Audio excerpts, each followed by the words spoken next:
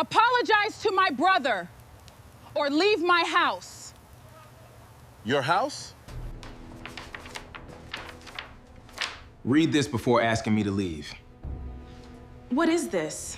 They were never after the house alone. Then what did they want? Patrick Campbell was 39, a structural engineer whose worn pickup truck looked older than some of the interns at his office. Most people believed his wife, Addison Campbell, was the one who built their comfortable life, while Patrick simply benefited from it. He repaired his own fence, mowed his own lawn, and wore the same faded baseball cap every weekend. What nobody knew was that Patrick had quietly spent months preparing for the day the truth would finally matter. Then Addison pointed at the front door, her voice cutting through the 4th of July barbecue. "Apologize to my brother, or get out of my house." Patrick slowly set his glass onto the patio table. Not a single drop spilled. End of part 1. Before we continue, I'd love to know where you're watching from. Drop your country and your local time in the comments. It's always fascinating to see how far these stories travel. And if you enjoy slow-burning stories where patience, truth, and quiet strength ultimately prevail, consider subscribing. Tomorrow's story may change the way you look at first impressions forever. Patrick Campbell did not leave because Addison told him to. He left because months before that summer evening he had already imagined it. Not the exact words, not the raised voices drifting across the backyard. Not Mason Brooks standing beside the grill with the satisfied smile of a man who believed he had just won. But Patrick had long recognized the direction their marriage was taking. A structural engineer spent his career looking for stress fractures before buildings collapsed. Over the years, he had learned that relationships followed the same laws. Tiny cracks rarely appeared all at once. They spread quietly beneath surfaces everyone else admired. As Patrick walked down the driveway with a small overnight bag hanging from one shoulder, fireworks burst somewhere over neighboring subdivisions. Children laughed 2 streets away. Someone turned up country music. The holiday continued as though nothing extraordinary had happened. Behind him, nobody followed. He climbed into his aging silver Ford F-150, started the engine, and drove away without looking into the rearview mirror. Because looking back never changed where a road led. 8 years earlier. Chicago. Patrick first met Addison Brooks inside a coffee shop across from the Willis Tower. It was 7:30 on a rainy Tuesday morning. Patrick had arrived early for a meeting with an architectural firm designing a 32-story office building along the Chicago River. Addison stood in line ahead of him, balancing 2 folders, a laptop bag and a cup of coffee that slipped from her hand the moment someone bumped her shoulder. Patrick caught the cup before it reached the floor. Coffee splashed across his sleeve instead. "You just saved my presentation," she laughed. It looked heavier than the coffee. She smiled. It was the first thing Patrick noticed about her. Not because it was beautiful, because it seemed genuine. She introduced herself as Addison Brooks, 29 years old, newly licensed in commercial real estate. Patrick introduced himself simply. Patrick Campbell, structural engineering. No titles, no company name, no attempt to impress. They spoke for barely 10 minutes before each disappeared into separate elevators. 3 weeks later, they met again during the same development project. Then again. Then dinner. Then another dinner. Patrick discovered Addison possessed an energy he admired. She loved people. She remembered names. She could walk into a room filled with strangers and leave with business cards from everyone present. Patrick was the opposite. He preferred listening, observing, thinking before speaking. Friends often joked that together they completed each other's sentences. For several years, they truly did. The first apartment they rented sat above an old bakery in Lincoln Park. 900 square feet, 1 bedroom, windows that rattled every winter whenever Lake Michigan winds pushed through downtown. Patrick never complained. He repaired cabinet hinges himself, painted walls on weekends, installed floating shelves because Addison wanted more storage for client files. She worked 12-hour days trying to establish herself in Chicago's competitive luxury housing market. Patrick quietly supported every ambition. When Addison earned her first six-figure commission, Patrick surprised her with dinner overlooking Navy Pier. When she worried about failing, Patrick reminded her she never stopped working long enough to fail. When she questioned herself, he simply listened. He never competed with her success. He celebrated it. After 4 years of marriage, Addison accepted an offer from a prestigious brokerage in Naperville. The suburbs were booming: large executive homes, corporate relocations, luxury developments, better schools, more affluent clients. Patrick transferred to the Illinois regional office of his engineering firm with little hesitation. Within 18 months, they purchased what neighbors called one of the nicest homes in Ashwood Park. Nearly 5,000 square feet, stone exterior, large backyard, outdoor kitchen, swimming pool. To everyone outside the marriage, Addison appeared responsible for everything. She drove a new white Range Rover. Patrick continued driving the same pickup truck he'd owned for nearly 12 years. She wore designer suits. Patrick wore work boots. She attended charity galas. Patrick preferred repairing loose deck boards on Saturday mornings. People reached conclusions without asking questions. Those conclusions rarely bothered Patrick. He had never measured success through appearances. The person most fascinated by appearances was Mason Brooks, Addison's younger brother, 3 years younger. 10 times louder, Mason had started Brooks Elite Construction shortly after the pandemic housing boom. Within only a few years, expensive trucks bearing his company logo seemed to appear across every growing subdivision west of Chicago. New employees, new offices, luxury watches, weekend boating trips on Lake Geneva, photos filled social media. Success followed success. Or so everyone believed.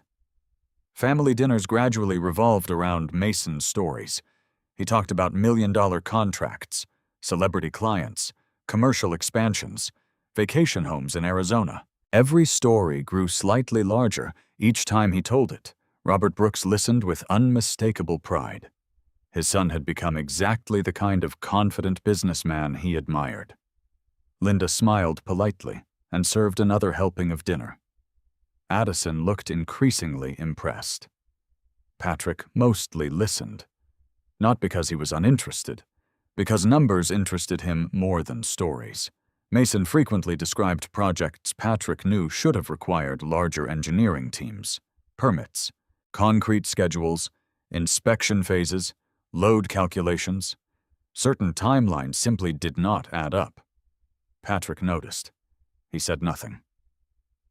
One autumn evening, Mason invited everyone to tour a nearly completed luxury subdivision outside Aurora. 48 homes, private walking trails, artificial lake, clubhouse. "The biggest project we've ever landed," Mason announced proudly. Patrick walked slowly through one unfinished property, while everyone admired marble countertops and vaulted ceilings. He paused near the basement stairwell. Fresh concrete, recently patched. The repair line extended almost 12 feet. Odd. Very odd. Patrick crouched beside the foundation wall. The texture changed halfway across the surface. Someone had corrected something. Recently. Construction errors happened every day. Nothing unusual about that. What interested Patrick was how quickly Mason redirected everyone upstairs the moment Patrick examined the repair. "No reason to waste time down there," Mason laughed. "Come see the kitchen." Patrick followed without argument, but he remembered exactly where that repair had been. Months passed. Holiday gatherings became larger. Mason became louder. Addison became busier. Patrick became quieter, not withdrawn, observant. One Thanksgiving, Mason casually mentioned replacing steel beams after an architect changed his mind. Patrick knew enough to realize architects could not simply alter structural steel after installation without extensive engineering review. Again, the story didn't fit. Another Christmas Mason described finishing 14 luxury homes in less than 5 months. Patrick mentally calculated labor schedules. Impossible, unless inspections had been skipped, or paperwork had been manipulated. He hoped he was wrong. Very wrong. Because if his assumptions proved correct, the consequences would reach far beyond one construction company. People lived inside those homes. Families trusted those buildings. The first, unmistakable warning came in February. Patrick and Addison attended Robert Brooks's retirement celebration at a steakhouse overlooking the DuPage River. Near the end of dinner, Mason tapped his wine glass, and made an announcement. "I've got something huge." Everyone looked toward him. "Our company is launching the Fox River Estates development." He smiled proudly. 84 executive homes. The table erupted into applause. Champagne glasses clinked together. Robert nearly stood to hug his son. Even Addison looked overwhelmed. "This project is going to make all of us wealthy," Mason continued. "Darrenums. I'm opening private investment opportunities before outside investors get involved." He began passing glossy brochures around the table, projected returns, architectural renderings, profit estimates. Everyone eagerly reached for them. Patrick accepted one without comment. His eyes moved across the first page, then the second, then the financing summary. One line stopped him cold. The engineering certification referenced a firm Patrick personally knew. Except, the document number printed beneath the company logo belonged to a bridge rehabilitation project completed 3 years earlier, not a residential subdivision. Someone had copied an existing certification, changed the project name, left the identification number untouched. Patrick closed the brochure. His heartbeat never changed. His expression never changed. But somewhere deep inside, another invisible crack spread through the foundation, and this one could no longer be ignored. Patrick did not mention the duplicated engineering certification during the drive home. Addison sat in the passenger seat scrolling through messages from clients, while soft jazz played through the truck's aging speakers. Every few minutes, she smiled at another congratulatory text about Mason's newest development. "He finally made it," she said proudly. Patrick kept his eyes on the road. "I hope he did." She glanced at him. "What does that mean?" "It means I hope everything is exactly what it appears to be." Addison laughed. "You always overthink things." Patrick didn't answer. Maybe he did. Then again, overthinking had prevented bridges from collapsing and office towers from leaning. In his profession, assumptions killed people. Silence settled comfortably between them for the rest of the drive. The following Monday, Patrick arrived at his office before sunrise. The engineering firm occupied the 8th floor of a glass building overlooking Interstate 88. Most mornings he enjoyed the quiet hour before meetings began. Coffee brewed in the break room. Cleaning crews finished vacuuming carpets. The city slowly woke outside enormous windows. Patrick placed Mason's investment brochure beside his keyboard. He stared at the engineering certification printed on the final page. The company logo belonged to Harrison Structural Consultants. Patrick had collaborated with Harrison engineers several times over the previous decade. He knew their documentation system almost by memory. Every certification carried a unique identification code. Every code remained permanently archived. Curiosity was one thing, verification was another. Patrick opened the firm's public permit database. He entered the document number. Within seconds, the search returned a result. Not Fox River Estates, not Mason Subdivision. The certification belonged to a municipal bridge rehabilitation project completed outside Peoria nearly 3 years earlier. Patrick leaned back slowly. There it was, objective proof. Someone had copied an existing engineering approval and attached it to an unrelated project. Whether it had been intentional or careless remained unknown, but it was unquestionably false. Patrick printed the search result, then folded it neatly into a plain manila folder. Nothing else. No accusations. No phone calls, no confrontation, only documentation. That evening, Mason hosted another family dinner. He enjoyed gathering everyone whenever he had good news to announce. Robert Brooks uncorked expensive wine. Linda finished preparing roast chicken.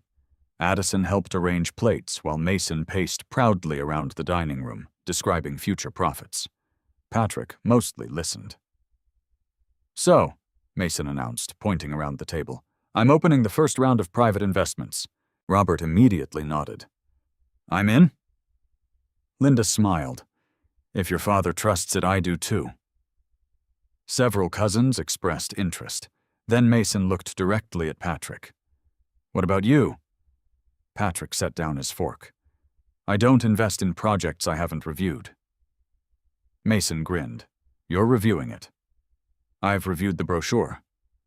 "And," Patrick chose his words carefully, "I have questions." The room grew quieter. "What questions?" Mason asked. "The engineering certification?" Mason shrugged almost too quickly. "What about it?" "It references a different project number." For less than a second, Mason's smile disappeared. Then it returned. "Oh, that's just a paperwork mix-up." Robert waved dismissively. "Nothing unusual." Patrick nodded politely. "It may be." Addison reached beneath the table and lightly touched Patrick's wrist. "Let's not talk business tonight." Patrick looked at her. "I'm not arguing." "No," she replied softly. "But Mason works hard. Maybe give him the benefit of the doubt." Patrick smiled faintly. "I always give people the benefit of the doubt." He simply never confused doubt with evidence. 2 weeks later, another inconsistency appeared. Patrick happened to drive past one of Brooks Elite Construction's developments while returning from a site inspection. A large concrete crew worked near the entrance. Several trucks displayed subcontractor logos Patrick recognized. One logo immediately caught his attention: Summit Concrete Services. Patrick knew Summit's owner professionally. The company specialized almost exclusively in commercial parking structures. Residential foundations represented only a tiny portion of their business. Curious Patrick stopped nearby under the pretense of answering emails. Workers poured concrete. Foremen shouted measurements. Everything appeared ordinary, until Patrick noticed delivery tickets blowing against a temporary fence. One sheet escaped entirely. It rolled across the pavement toward his truck. Patrick picked it up before it disappeared beneath traffic. The ticket listed 70 cubic yards of reinforced concrete. Destination Fox River Estates.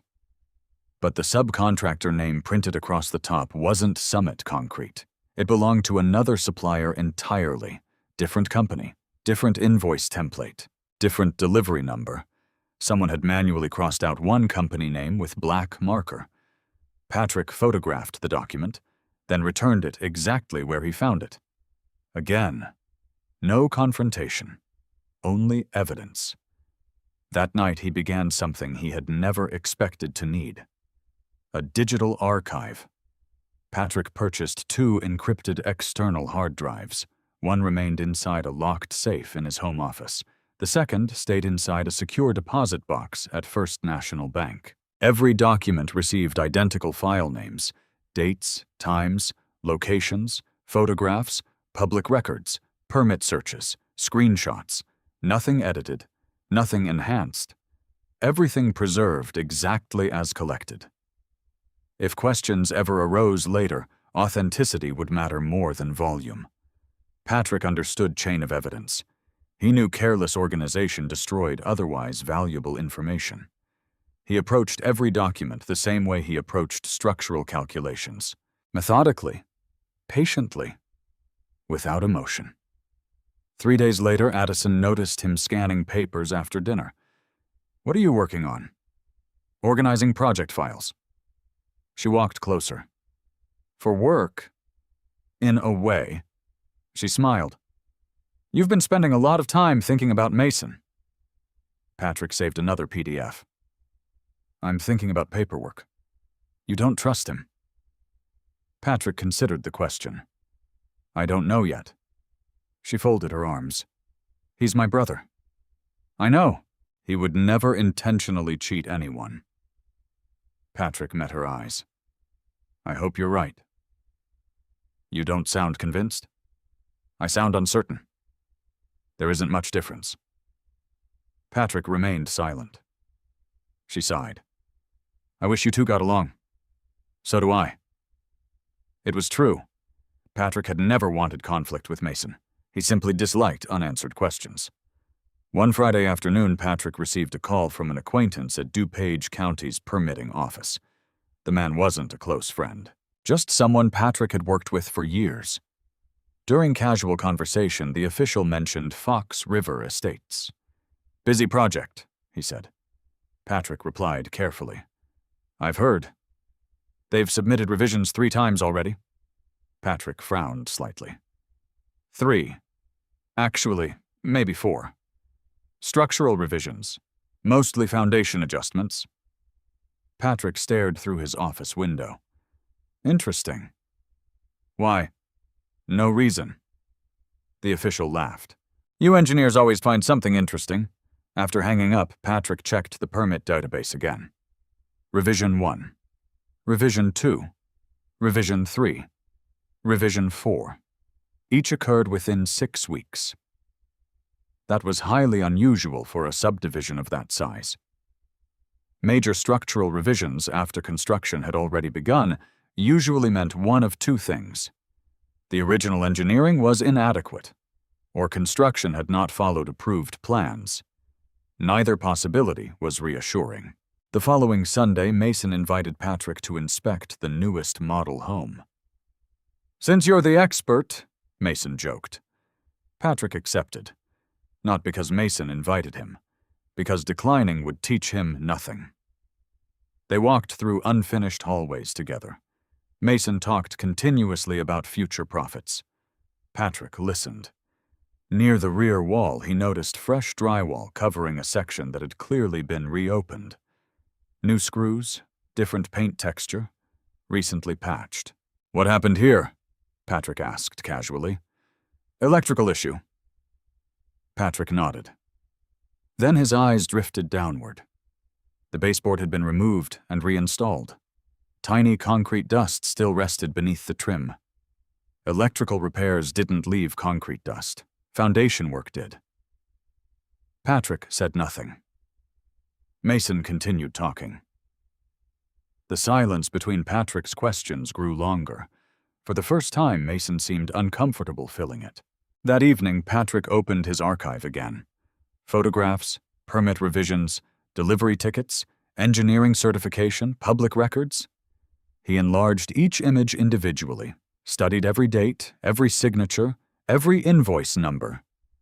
Then he noticed something he had completely overlooked. The same project manager's signature appeared on 5 separate documents. Each signature looked slightly different, not naturally different, mechanically different, as though copied. Patrick placed all 5 pages side by side on his monitor. His pulse remained steady. Years of engineering had taught him one lesson above all others. Patterns mattered. Individual mistakes could be accidents. Repeated mistakes became systems. Patrick leaned back in his chair. For the first time since this investigation had quietly begun, one thought settled heavily into his mind. This was no longer about sloppy paperwork. Someone had built an entire business on documents that deserved far more scrutiny than anyone in the Brooks family seemed willing to give. Patrick slept only 4 hours that night. Not because he felt anxious, because his mind had settled into the calm rhythm that always appeared when a complicated problem demanded careful observation. Years earlier, during the inspection of a damaged parking garage in downtown Chicago, he had spent 3 consecutive nights reviewing structural calculations before identifying a hidden design flaw that everyone else had missed. The process was familiar. Slow down, observe, never assume. By 6 o'clock the following morning, he was already jogging through his neighborhood in Naperville. Summer sunlight filtered through rows of maple trees, while sprinklers hissed across perfectly trimmed lawns. Neighbors waved as they walked their dogs. Patrick smiled politely. Outwardly, nothing had changed. Inside, another piece of the puzzle had shifted. Repeated document irregularities, foundation revisions, copied signatures, altered engineering certifications. Individually, each problem could be explained away. Together, they formed a pattern. Patterns deserved attention. Later that afternoon, Addison called him. "Are you coming to Mason's office?" Patrick frowned slightly. "I didn't know I was invited." "He wants to show everyone the expansion plans." Patrick checked his calendar. "I'll stop by after my inspection." "You don't sound excited." "I'm curious." She laughed. "You engineers make curiosity sound like a medical condition." Patrick smiled to himself. "In my profession, curiosity pays the bills." Brooks Elite Construction occupied a newly renovated office building near Aurora. Large glass windows reflected the afternoon sun. A polished stone sign displayed the company logo. 3 expensive pickup trucks sat parked beside a bright red sports car that almost certainly belonged to Mason. Inside, framed photographs covered nearly every wall. Ribbon cuttings, groundbreaking ceremonies, awards, magazine features, pictures with local politicians. Mason greeted Patrick with exaggerated enthusiasm. "There he is." He wrapped one arm around Patrick's shoulders. "Our favorite engineer." Patrick returned the smile. "You've certainly upgraded the office." "Business is booming." Several employees nodded respectfully as they passed. Patrick noticed something unusual almost immediately. Despite the appearance of success, the atmosphere felt tense. Receptionists spoke quietly. Managers hurried through hallways carrying thick folders. Nobody lingered. Nobody joked. Successful companies often felt busy.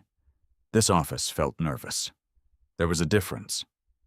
The conference room overlooked the parking lot. Large development maps covered one wall. Mason proudly pointed toward colored diagrams. "We've got 3 new subdivisions coming online next quarter." Robert whistled. "Incredible." Addison beamed with pride.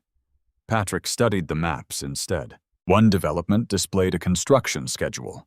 The dates caught his attention: concrete, framing, roof installation, electrical rough-in, drywall. Everything appeared compressed. Far too compressed.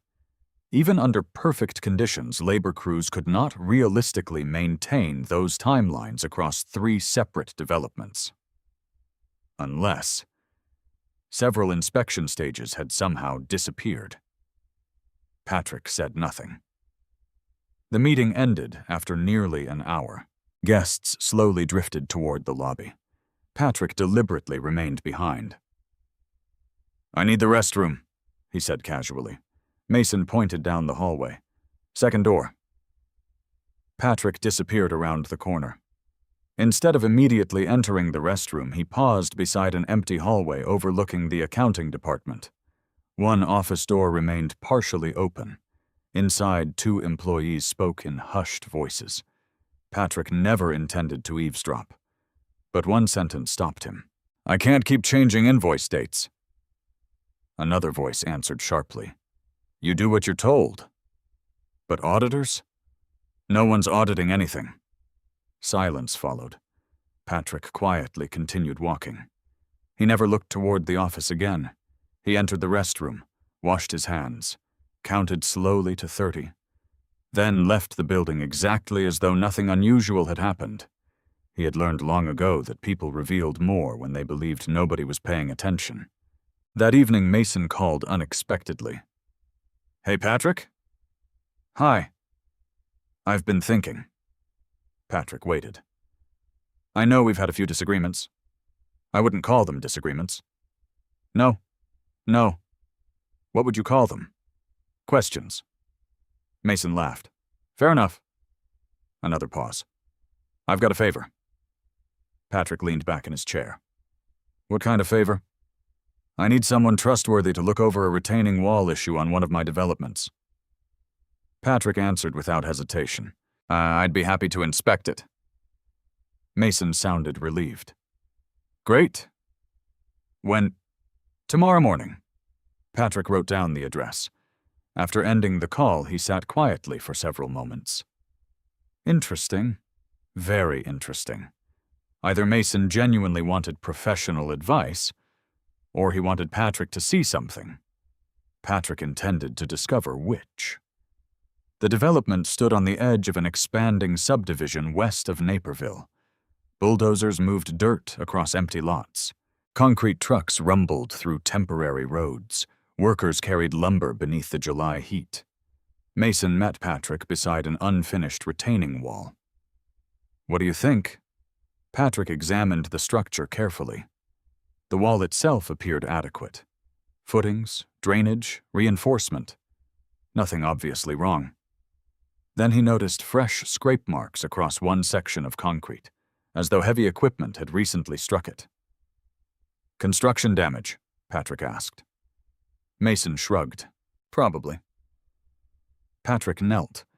The scrape marks weren't recent. Dust had already settled into tiny fractures.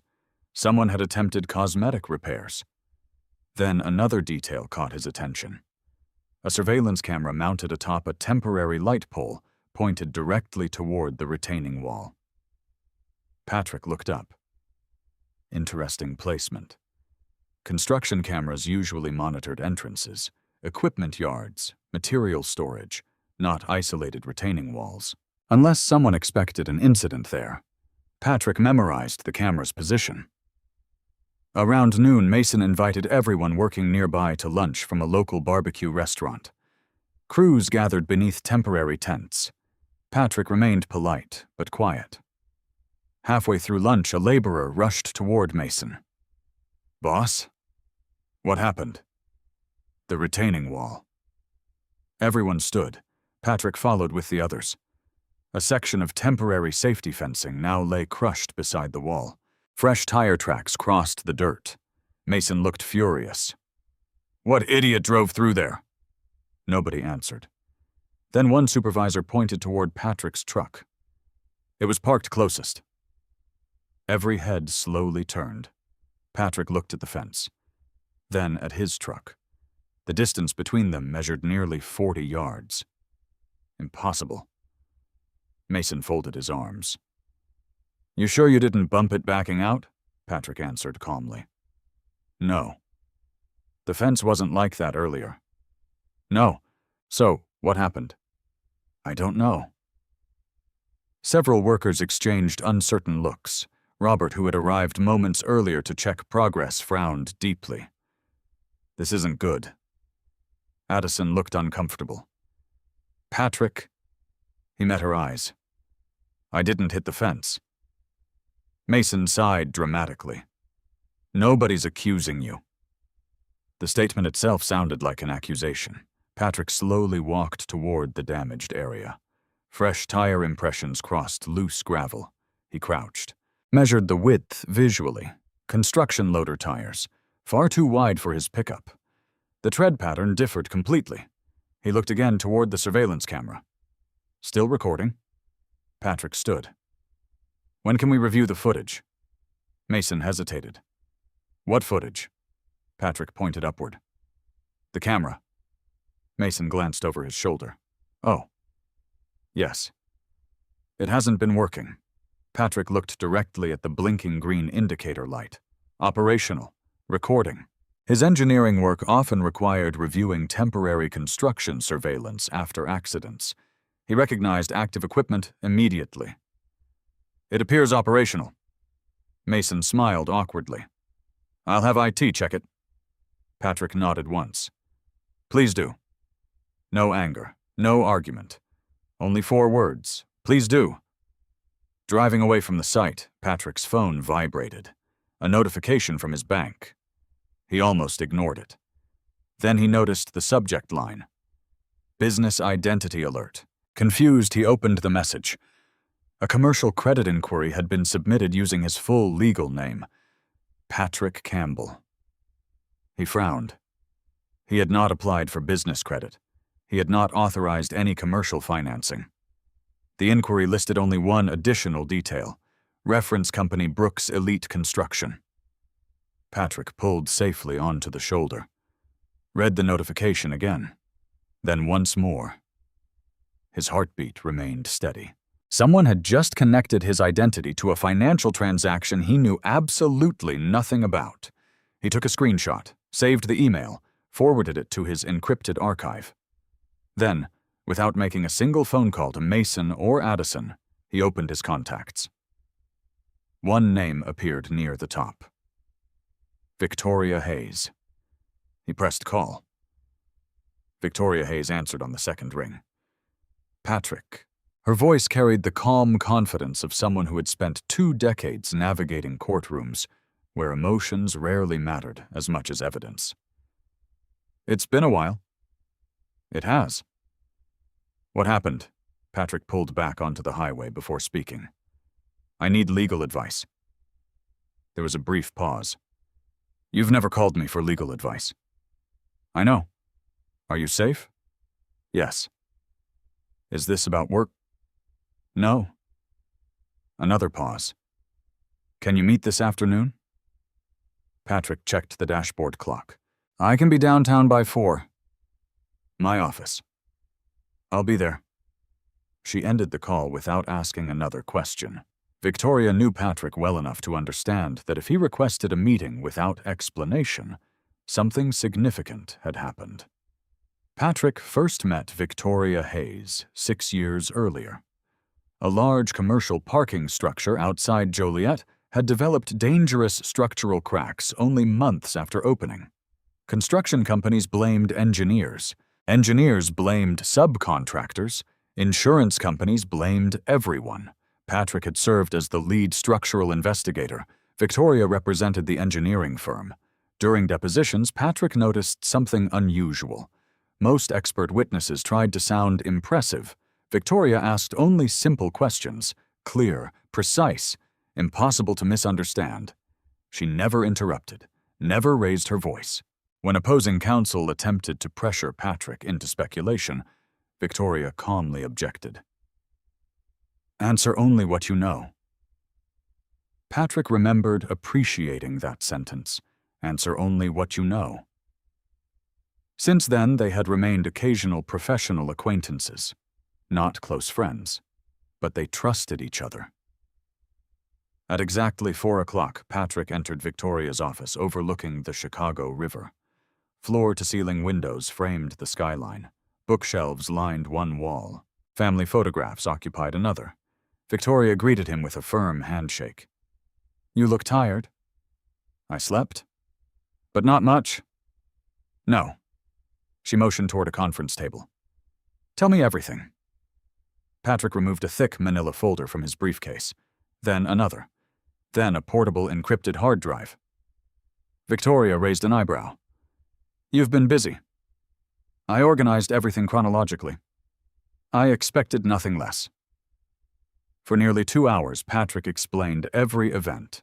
The duplicated engineering certification, the permit revisions, the altered delivery ticket, the copied signatures, the suspicious conversation outside the accounting office, the damaged safety fence, the inactive camera that appeared active, the commercial credit inquiry. He never exaggerated, never guessed. Whenever Victoria asked whether he knew something or merely suspected it, Patrick answered carefully. I know this. I suspect that. I cannot prove the rest. She appreciated the distinction. Many clients blurred the line. Patrick refused to. When he finished speaking, Victoria remained silent for nearly a minute. Finally, she leaned back. You've done something most people never do. What? You documented facts before confronting anyone. Patrick shrugged slightly. I didn't think confrontation would help. It wouldn't. She tapped the folders. But this might. Victoria opened the first folder. She examined every document carefully, page by page, date by date. Occasionally, she wrote notes on a yellow legal pad. After nearly 30 minutes, she stopped. Has anyone besides me seen this? No. Not Addison, no. Mason, no. Good.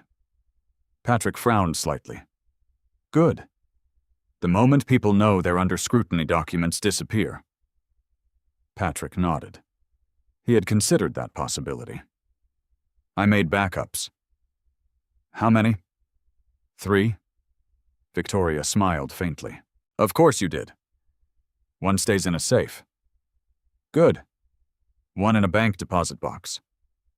Excellent. And one encrypted cloud archive. Victoria looked impressed.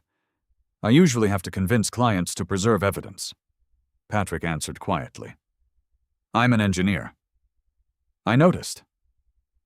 Victoria opened her laptop. Let's discuss the commercial credit inquiry. Patrick forwarded the bank notification. She examined the email. This concerns me more than the paperwork. Why?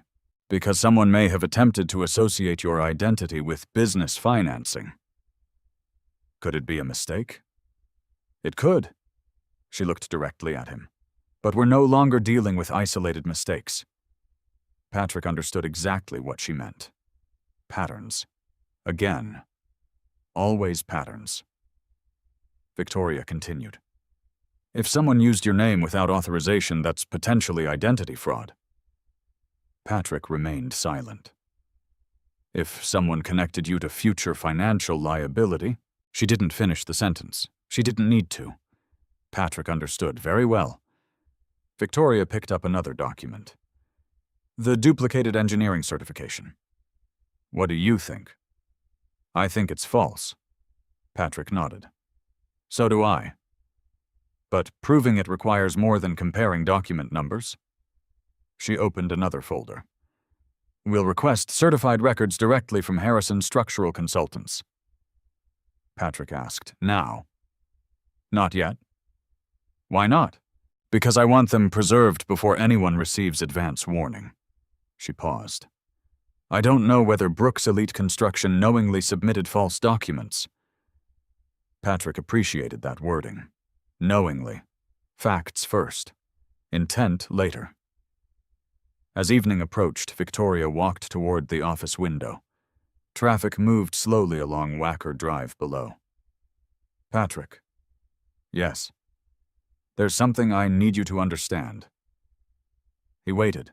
If this investigation expands, people will accuse you of overreacting. I expected that. They'll say you're jealous? I know. They'll claim you're trying to damage your brother-in-law. Patrick looked out at the river. I can't control what people say. No. You can't. She turned toward him. But you can control what you document. Patrick nodded once. I intend to. The following morning, Patrick returned to work. He deliberately resumed his normal routine. Project meetings, blueprint reviews, construction inspections. Nothing changed, at least on the surface. Meanwhile, every unusual event received another entry inside his archive. Time, date, description, supporting documents, photographs. Nothing emotional, nothing speculative, only facts. 3 days later, another bank notification arrived. This one appeared different. Unauthorized access attempt detected. Someone had attempted to reset the password on Patrick's business banking profile. He immediately contacted the fraud department. After confirming his identity, the representative sounded puzzled. Mr. Campbell. Yes. Our records show someone called yesterday requesting additional account permissions. I didn't. We declined because security verification failed. Patrick thanked her, ended the call, saved the call summary. Another document entered the archive. That evening, Addison found him reviewing financial statements. She sighed. You're working again. Patrick closed the folder. Just organizing paperwork. You've been saying that for weeks. I know. She hesitated. Can I ask you something? Of course. Do you trust Mason? Patrick looked at her for several seconds. I don't know. You keep saying that. Because it's true. She sat beside him. I've known him my entire life. I know. He's impulsive. He brags. He spends too much. But he's not a criminal. Patrick studied her expression. She genuinely believed it. That realization saddened him more than it comforted him. He reached for her hand. I hope you're right. She squeezed his fingers. I wish you'd stop looking for problems. Patrick smiled faintly. I'm not looking for them. They keep finding me. The following Monday, Patrick arrived at a commercial renovation site outside Elgin. During lunch, his phone rang. Unknown number. He answered. Patrick Campbell. Silence. Then breathing, heavy, intentional. Finally, a man's voice. You should mind your own business. Patrick didn't respond. You hear me? I hear you. Another pause. Stop asking questions. The call disconnected. Patrick lowered the phone slowly. No caller identification. No recording. No proof beyond the call log itself. He took a screenshot anyway. Added the exact time to his notes. Then continued eating lunch. His pulse never accelerated. Construction workers nearby laughed over sandwiches.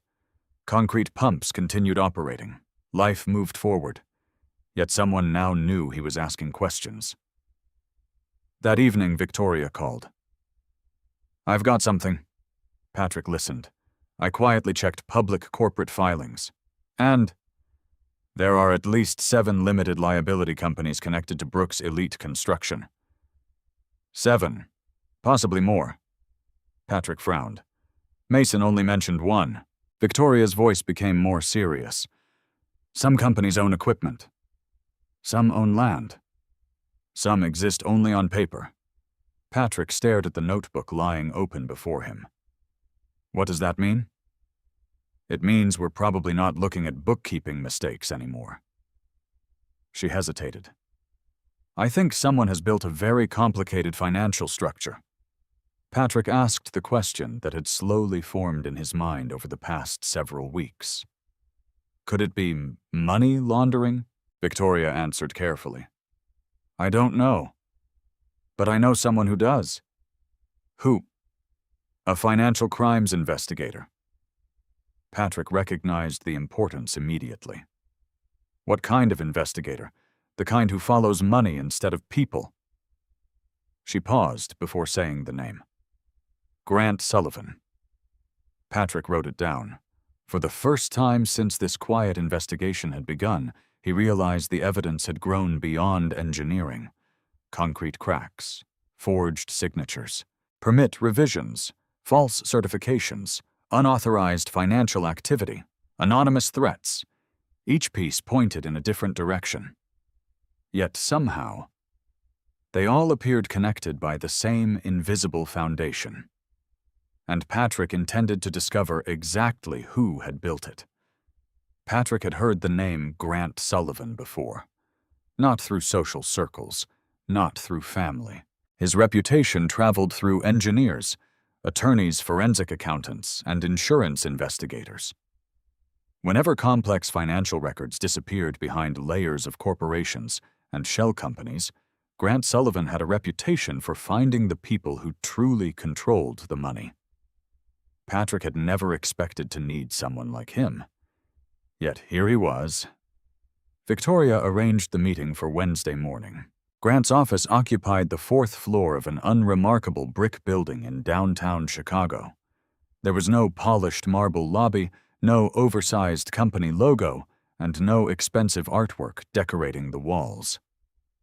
The simplicity seemed intentional. People who worked with sensitive financial investigations rarely advertised themselves. Patrick appreciated that. Grant Sullivan greeted them personally. He stood 6 feet tall, with neatly trimmed gray hair and sharp blue eyes that seemed to notice details without appearing intrusive. You must be Patrick. Patrick shook his hand. Thank you for meeting with me. Grant smiled politely. Victoria rarely tells me to clear my schedule. He looked toward her. When she does, I listen. The 3 of them entered a private conference room. Unlike Victoria, Grant asked very few introductory questions. Instead, he placed a legal pad on the table. Start from the beginning. Patrick did exactly that. Nearly 90 minutes later, Grant closed the final folder. You've collected an impressive amount of information. Patrick answered quietly. I only documented what happened. Grant nodded. Exactly. He folded his hands. Most people bring theories. You brought records. Patrick remained silent. Grant continued. I have one question. Go ahead. Have you searched beyond public corporate records? No. Good. Patrick looked at him curiously. I didn't know where to begin. You shouldn't. Grant leaned forward. That's where people accidentally cross legal boundaries. Patrick appreciated the advice. Every step mattered. Evidence obtained improperly often became useless. Grant opened his laptop. Within seconds, several public business databases appeared on the screen. He typed Brooks Elite Construction, then another company, then another. Patrick watched carefully. One corporation owned construction equipment, another owned vacant land, another managed property leasing, another appeared to provide consulting services, yet another existed only as a registered business address with no employees listed publicly. Grant turned the screen toward Patrick. What do you notice? Patrick studied the chart. The directors overlap. Grant smiled. They do. The registered addresses repeat. They do. The companies loan money to each other. Grant nodded again. Very good. Patrick frowned. Is that illegal? No. Grant answered immediately. Thousands of legitimate businesses operate through multiple entities. He paused. The question isn't whether they exist. It's why they exist. Grant clicked another file. A diagram appeared. Circles connected by arrows. Money flowed between corporations before returning to the original company. Patrick followed each line carefully. It looks complicated. Grant smiled. It is.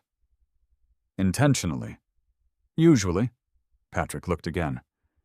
As an engineer, this reminds me of someone building unnecessary support beams. Grant laughed softly. That's actually a good comparison. When structures become more complicated than necessary, I ask why. Grant nodded. I ask the same question about money. Victoria interrupted. Patrick received a commercial credit inquiry using his identity. Grant's expression immediately changed. That interests me. He read the notification twice. Have you authorized any guarantees? No. Signed any partnership agreements? No. Invested? No. Grant wrote several notes. Then someone may have anticipated involving you in future financing. Patrick asked the obvious question. Why me? Grant answered carefully. Because you're credible. Patrick frowned. I don't understand. Grant leaned back. You're a licensed structural engineer. You have an excellent financial history. No lawsuits. No bankruptcies. No criminal record. If your name appears alongside business financing lenders naturally assume credibility. Patrick absorbed the explanation slowly. The realization unsettled him. Someone had not merely attempted identity fraud. Someone might have wanted to borrow his reputation, Juan.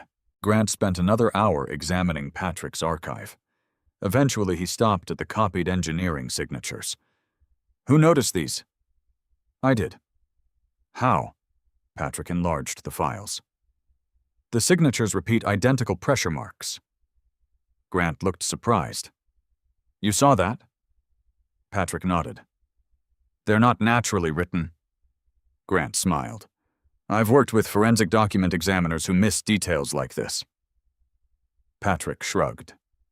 I compare engineering drawings every day. Tiny inconsistencies often prevented catastrophic failures. The habit had become second nature. Before the meeting ended, Grant closed every folder. I'll tell you exactly where we stand. Patrick listened carefully. I don't have enough evidence to accuse anyone of financial crimes. Patrick expected that answer. But, Grant continued, I have enough irregularities to justify looking much closer. Victoria nodded in agreement. Patrick asked, What should I do? Grant answered immediately, Absolutely nothing different. Patrick blinked. Nothing. Continue your normal life. Continue documenting. Continue saying very little. Grant looked directly into his eyes. If someone is making mistakes, they'll continue making them. Patrick recognized the principle instantly. Pressure often caused structural failures. Perhaps it caused human failures as well. 3 days later, the Campbell family gathered for Robert Brooks's 65th birthday. The celebration filled the backyard with relatives, neighbors, and longtime friends. Children chased each other across the lawn. Music drifted through outdoor speakers. Smoke rose from Mason's oversized grill. To everyone else, it looked like a perfect summer evening. Patrick carried a tray of drinks onto the patio. Almost immediately, Mason approached him. You've been busy lately. Patrick smiled politely. Work usually keeps me busy. I heard you've been asking questions. Patrick met his eyes. I ask questions every day. Mason laughed. You know what I mean. Patrick didn't answer. The silence lasted long enough to become uncomfortable. Finally, Mason slapped him lightly on the shoulder. Relax.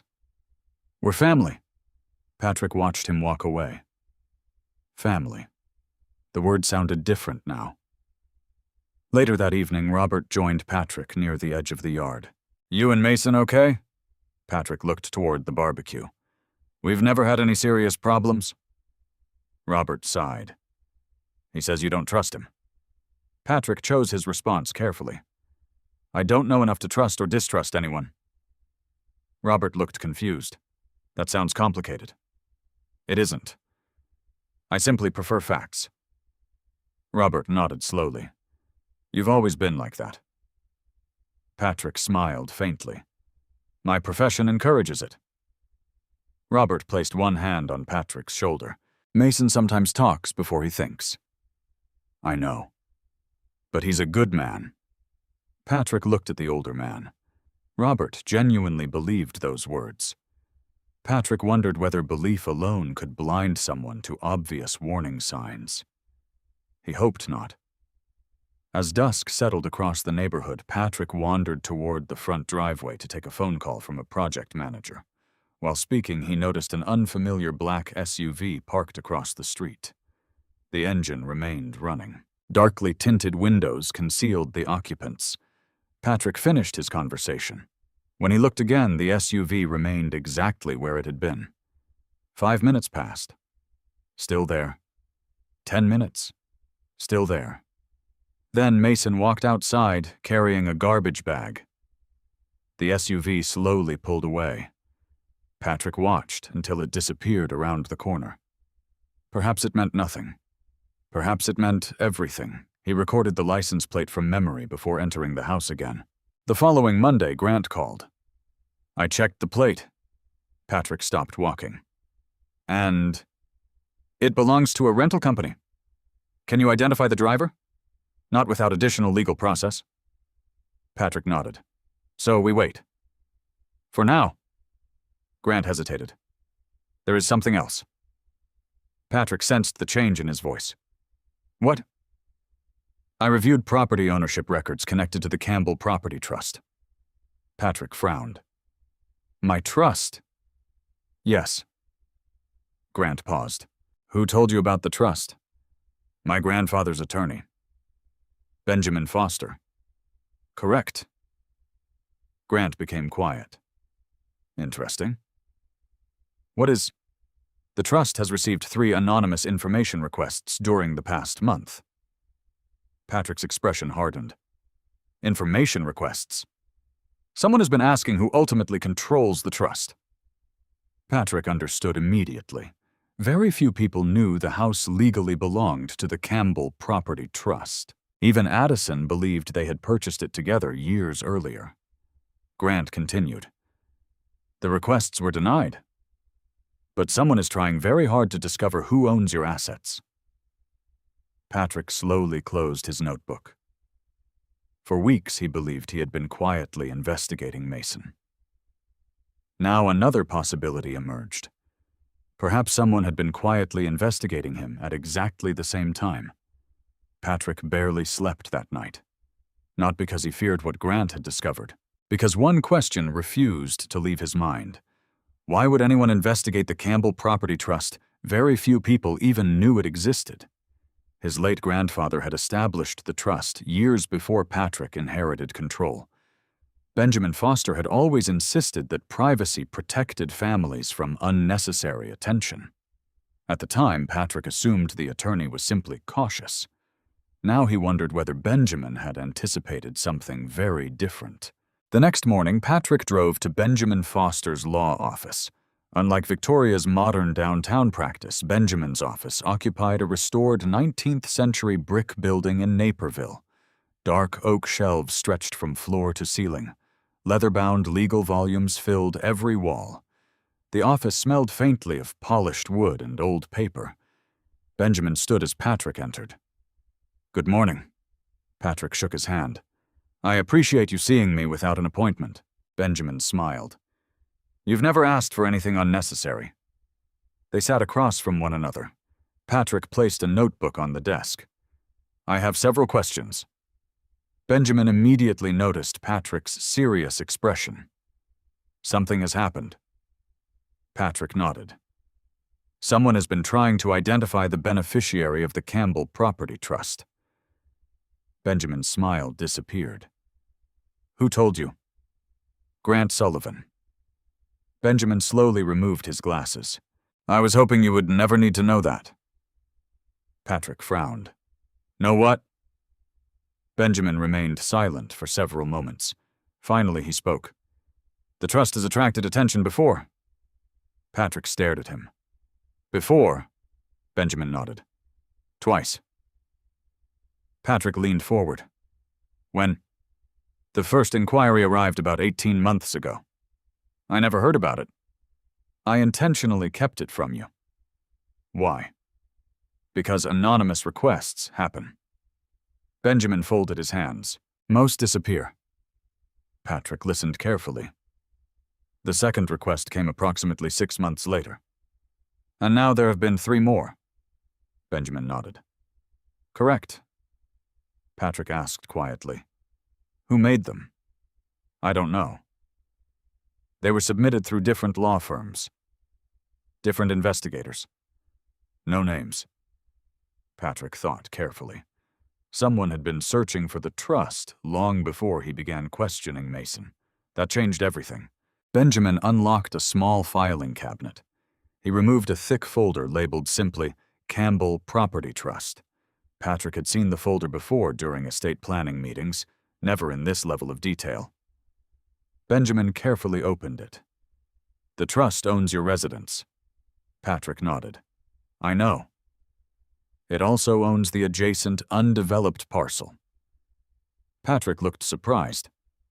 "I didn't know that." "You weren't supposed to need that information yet." Benjamin continued turning pages. "It also controls several long-term investment accounts."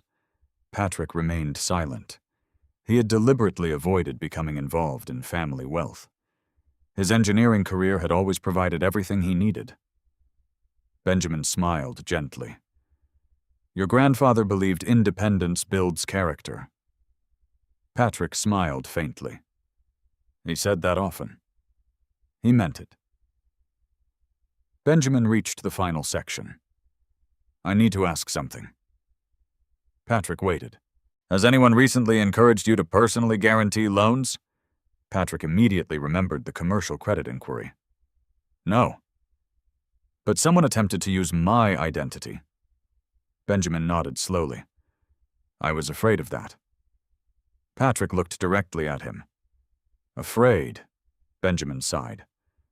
"If someone cannot access trust assets directly, they may attempt to involve the beneficiary personally."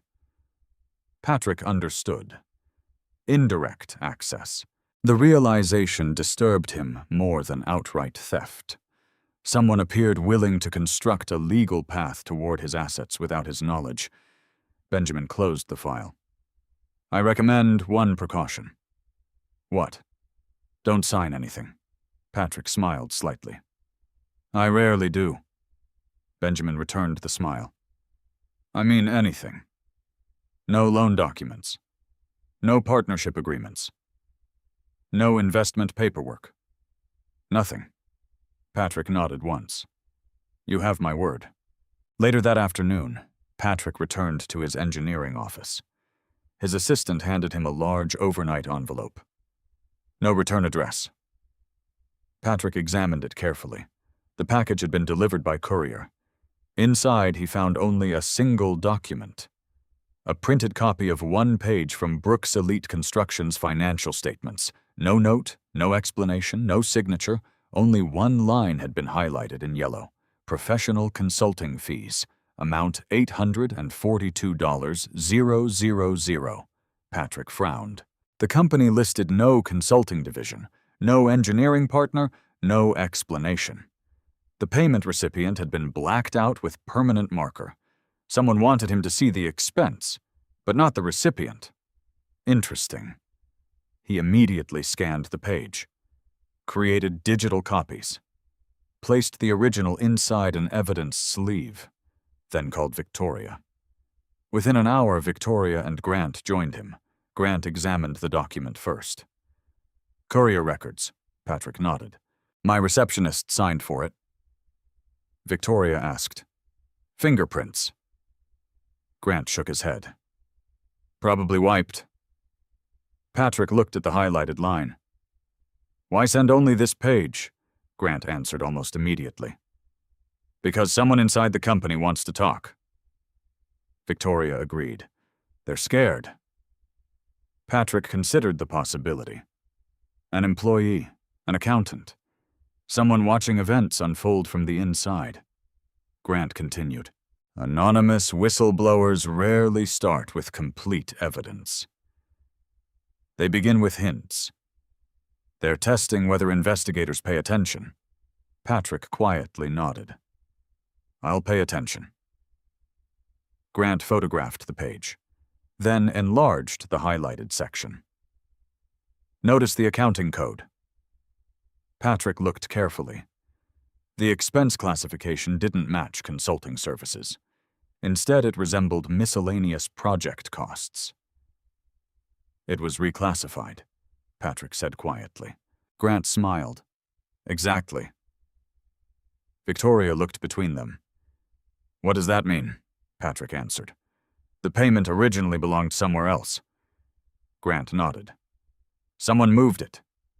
Why? Patrick asked. Grant leaned back. That's the million-dollar question. The following Friday, Mason unexpectedly visited Patrick's office. Reception called first. Your brother-in-law is here? Patrick thanked her. Send him in. Mason entered carrying 2 coffee cups. I figured we should catch up. Patrick accepted one politely. Thank you. They sat across from each other.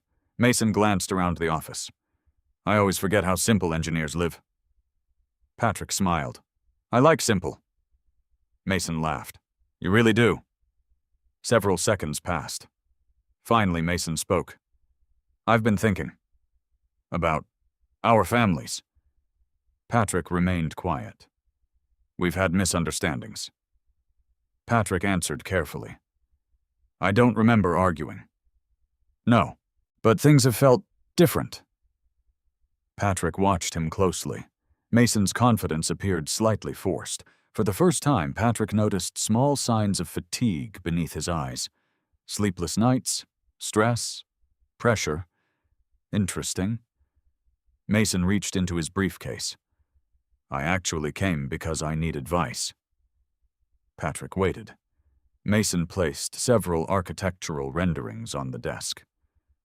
We're bidding on a mixed-use commercial project. Patrick studied the drawings. They appeared professionally prepared. What kind of advice? I need someone I trust to review the structural concept.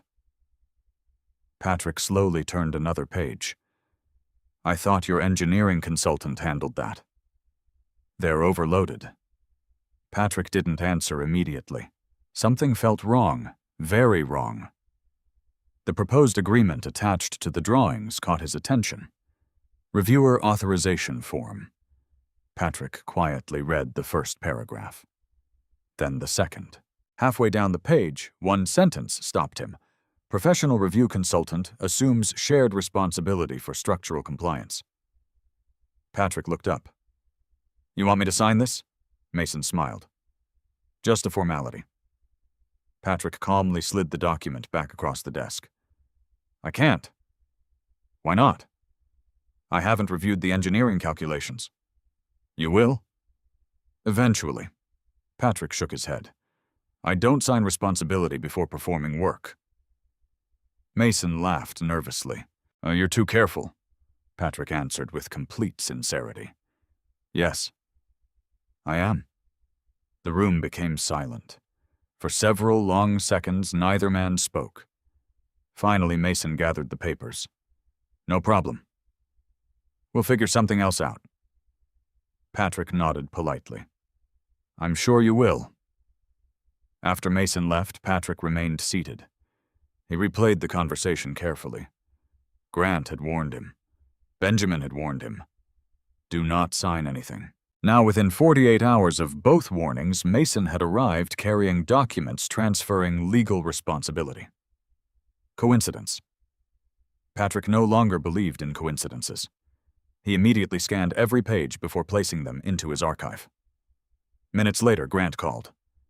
I've got news. Patrick answered quietly. So do I. Grant paused. What happened?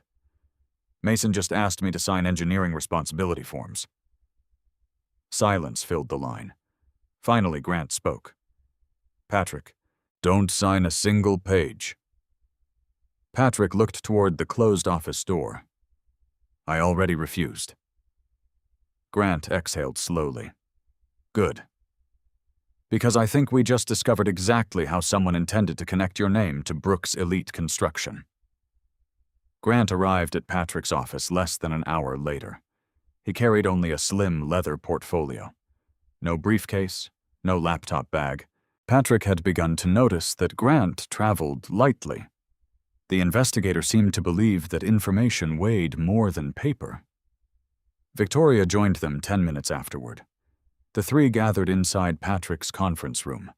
Grant spread Mason's proposed agreement across the table. Let's read this slowly. Patrick watched as Grant highlighted several paragraphs. The first page looks harmless. Victoria nodded. It introduces you as an independent engineering consultant. Patrick remained silent. Grant turned to the second page. Here's the problem. He pointed to one sentence near the bottom. Professional review consultant acknowledges responsibility for the accuracy of structural recommendations incorporated into final construction. Patrick frowned. I noticed that. Grant continued, but keep reading. Patrick followed the next paragraph. The consultant further agrees that any financing institution relying upon such certifications may reasonably consider the consultant's professional representations. Patrick looked up. That isn't ordinary. No, Grant answered calmly. It certainly isn't. Victoria crossed her arms.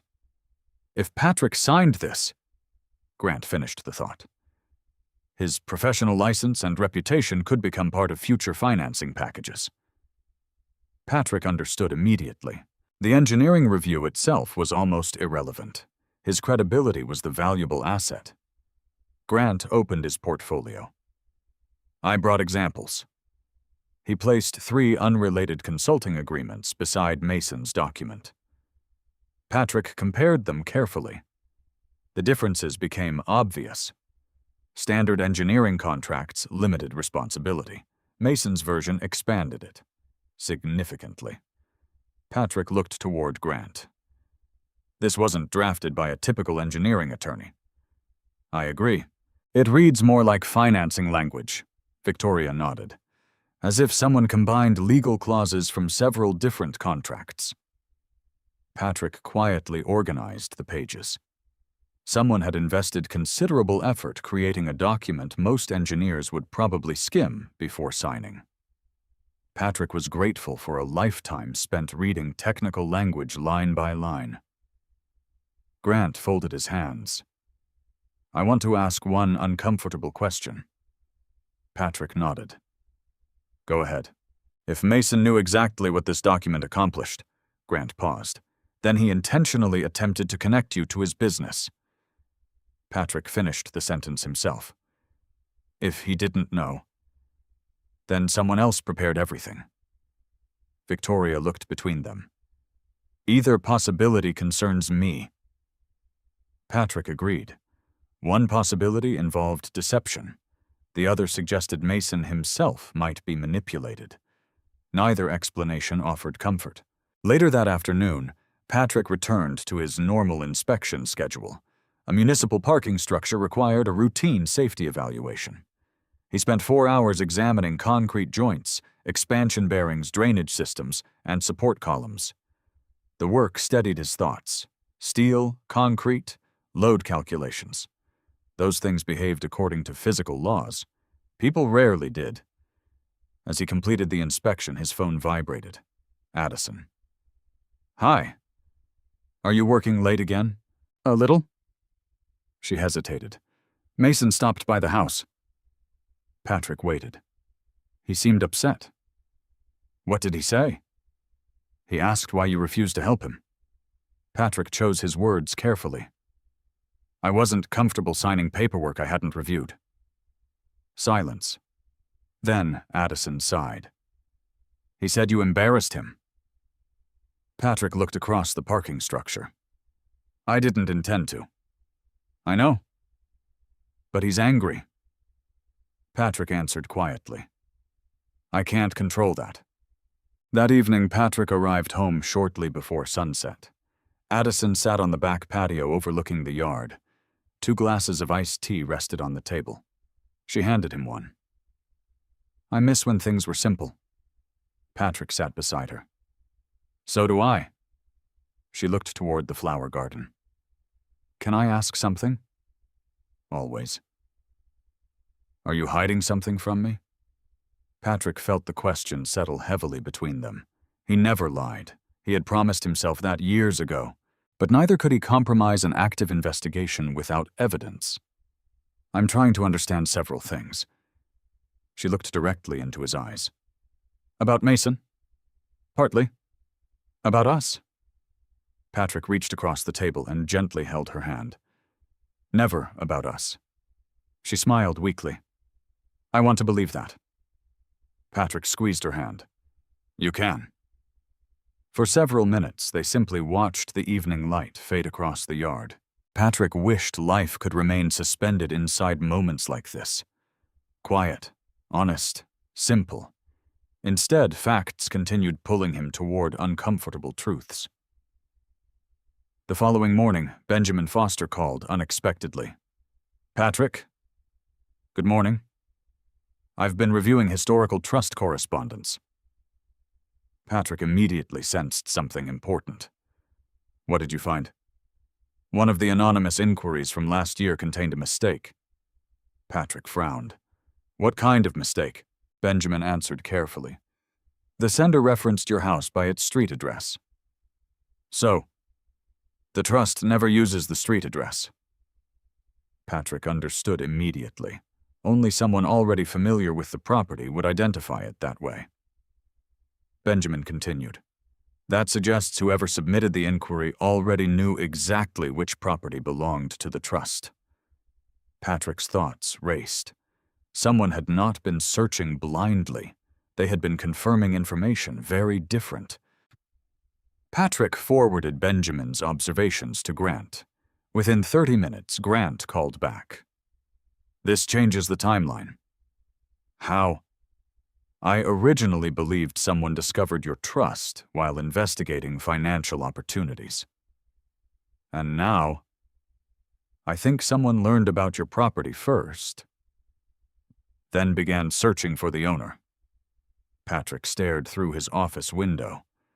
That sequence made much more sense. Someone wanted the house. Only afterward did they discover the legal ownership remained hidden behind the trust. Grant requested another meeting. This time he brought several county property maps. Patrick immediately recognized the surrounding neighborhood. Grant pointed toward vacant land adjacent to Patrick's residence.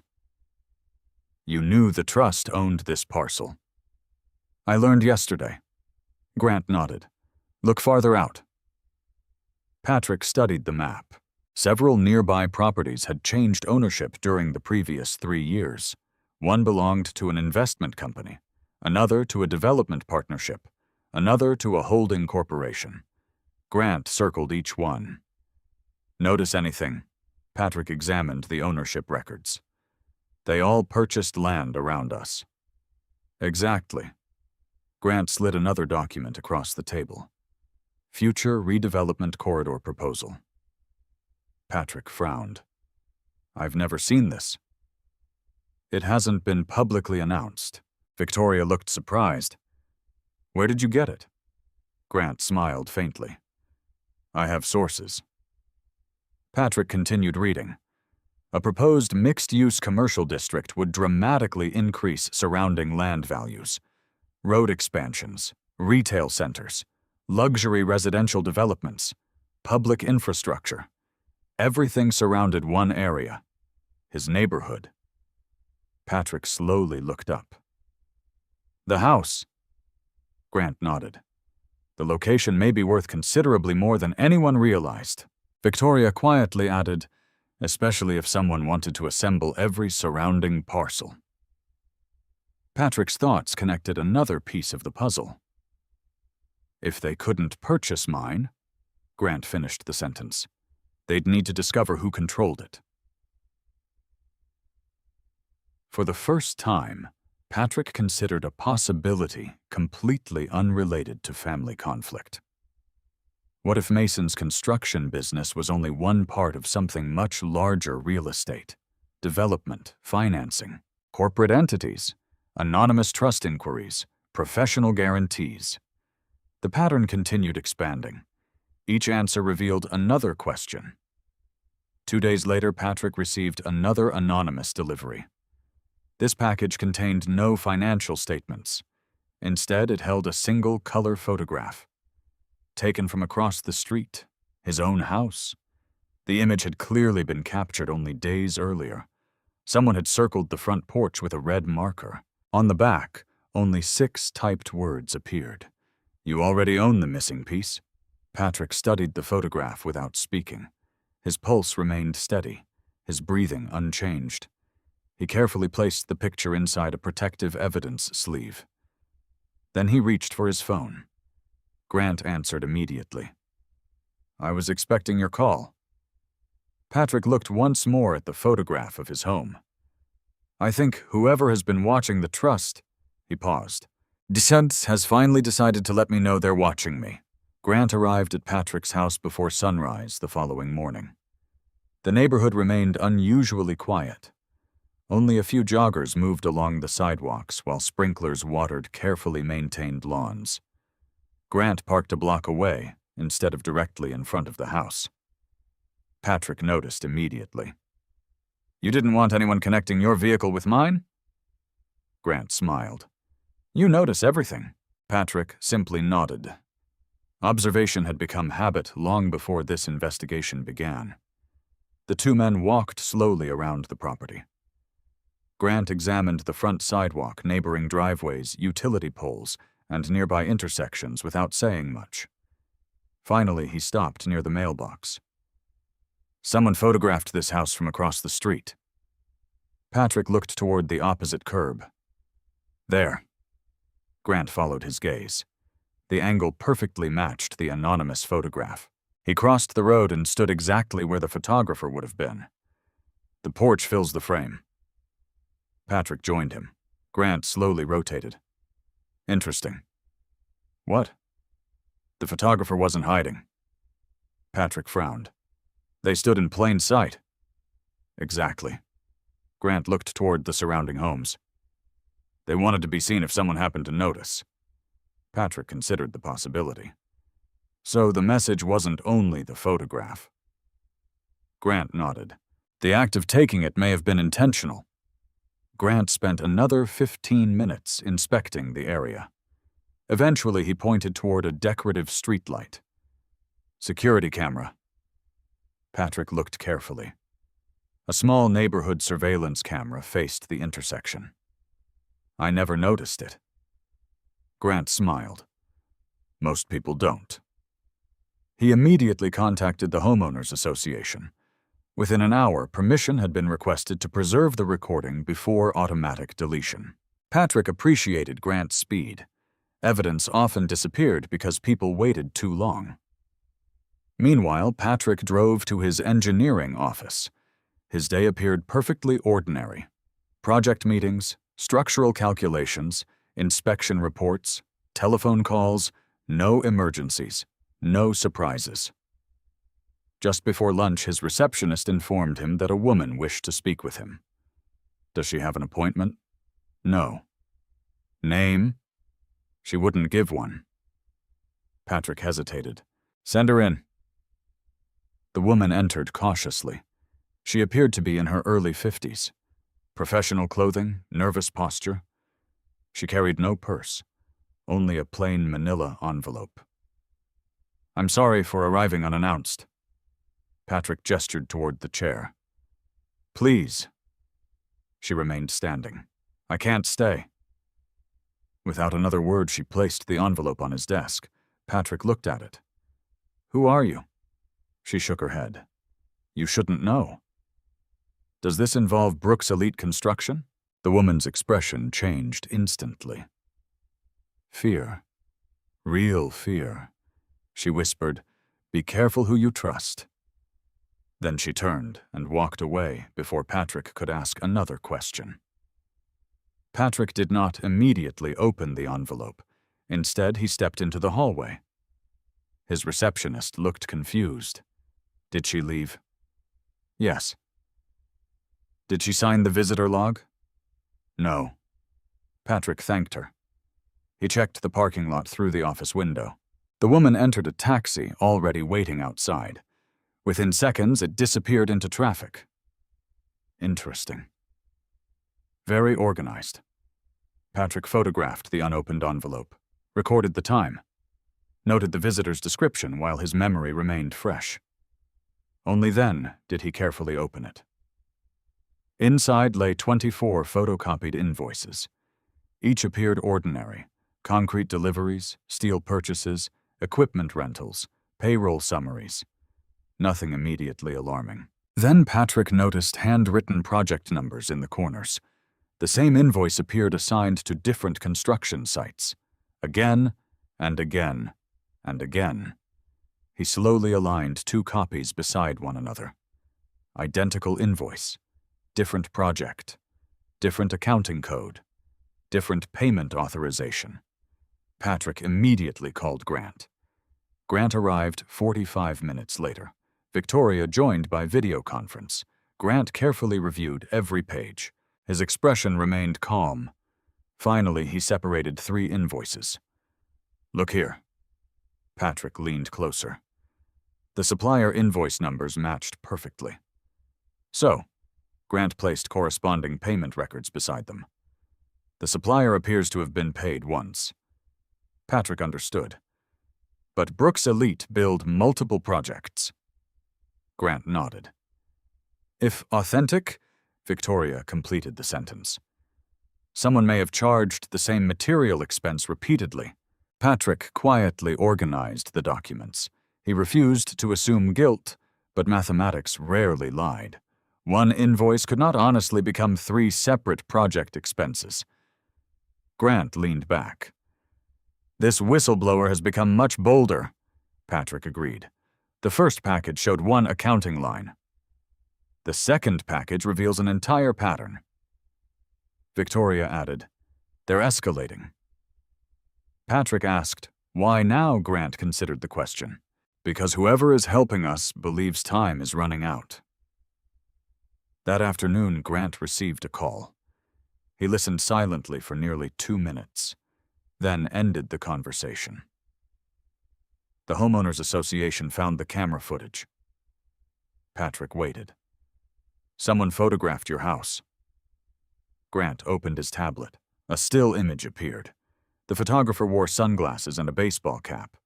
Average height, dark jacket, nothing distinctive. Patrick studied the image carefully. Then another detail caught his attention. "Stop!" Grant enlarged the photograph. Patrick pointed toward the background. A second person stood beside a black SUV, watching, not taking photographs, watching the photographer. Grant zoomed farther. The image became grainy. Patrick narrowed his eyes. "The vehicle. What about it? I've seen it before." Grant immediately looked at him. "When?" "Robert's birthday." "The SUV parked across the street." Grant nodded slowly. The rental vehicle. Patrick recognized the same distinctive wheel design and roof rack. Not proof, but enough to justify another question. That evening, Addison prepared dinner unusually early. She seemed distracted. Patrick noticed immediately. "What happened?" She hesitated.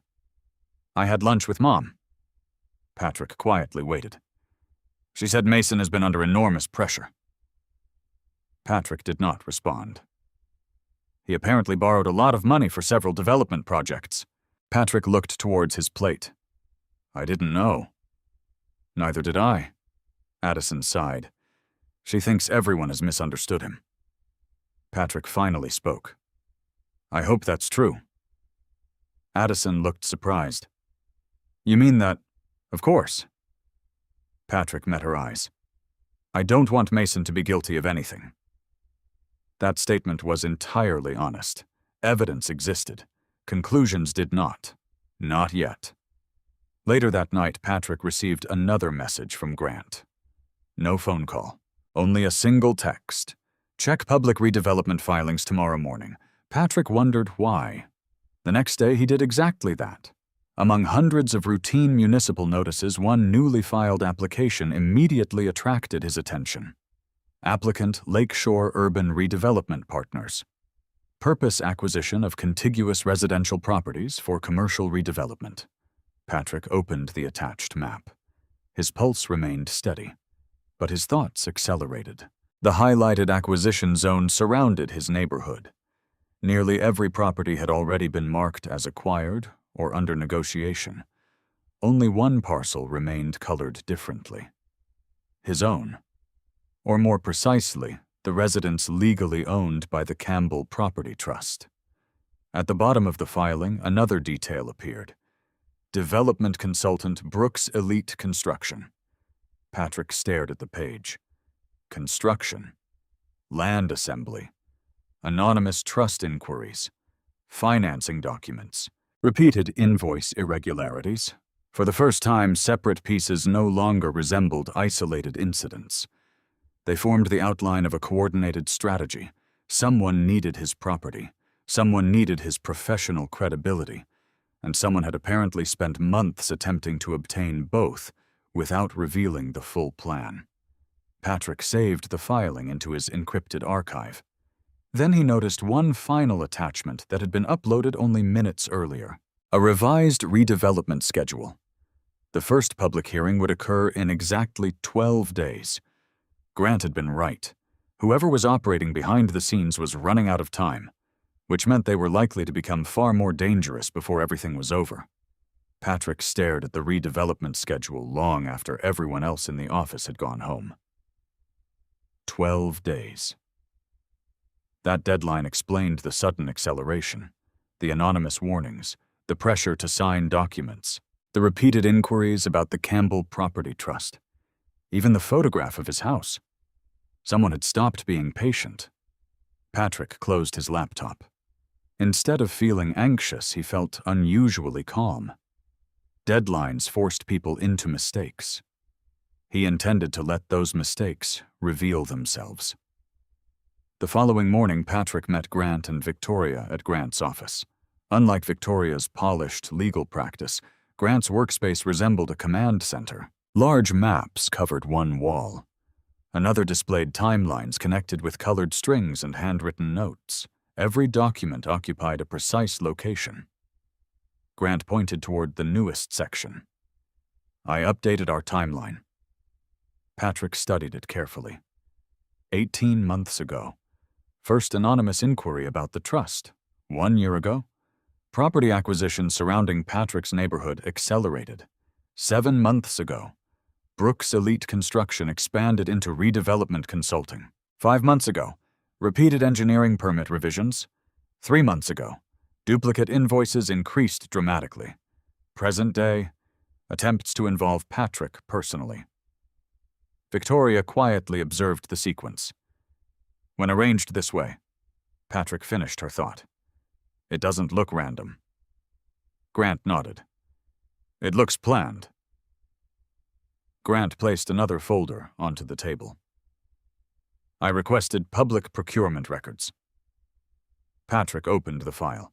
Inside were contracts between the city and several consulting companies involved in preliminary redevelopment planning. One company immediately attracted his attention. Harbor Strategic Advisors. Patrick frowned.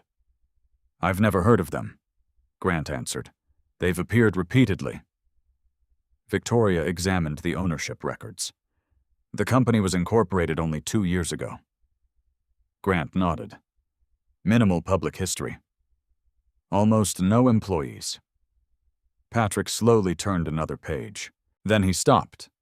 A familiar name appeared among authorized corporate representatives. Nathaniel Cross. Patrick searched his memory. He had seen the name before. Not recently, months earlier. Then it came back. The commercial credit inquiry. Nathaniel Cross had been listed as the submitting representative. Patrick quietly looked toward Grant. The same name. Grant smiled faintly. You remembered. Victoria leaned forward. So Nathaniel Cross connects both the credit inquiry and redevelopment consulting. Grant nodded. Correct. Patrick remained thoughtful. One individual connecting financial activity and land acquisition suggested coordination rather than coincidence. Still, Patrick refused to draw conclusions beyond the evidence. Facts first? Always? Grant received another message. He read it silently before handing the phone to Patrick. The anonymous whistleblower had sent a single sentence through an encrypted reporting portal. Check Project Cedar Ridge. Nothing more. Patrick looked at Grant. Do we know what Cedar Ridge is? Grant opened another database. Within seconds, several construction projects appeared. One immediately stood out. Developer Lakeshore Urban Redevelopment Partners. Primary contractor Brooks Elite Construction. Patrick looked at the estimated project value, $142 million. Far larger than anything Mason had previously discussed with the family. Interesting. Very interesting. Later that afternoon, Patrick visited Cedar Ridge as an ordinary engineering observer. The site occupied hundreds of acres outside the city. Heavy equipment moved constantly. Concrete trucks entered through multiple security gates. Workers appeared busy. Everything looked normal. Perhaps too normal. Patrick parked outside the project perimeter and quietly watched. After nearly 30 minutes, one detail caught his attention.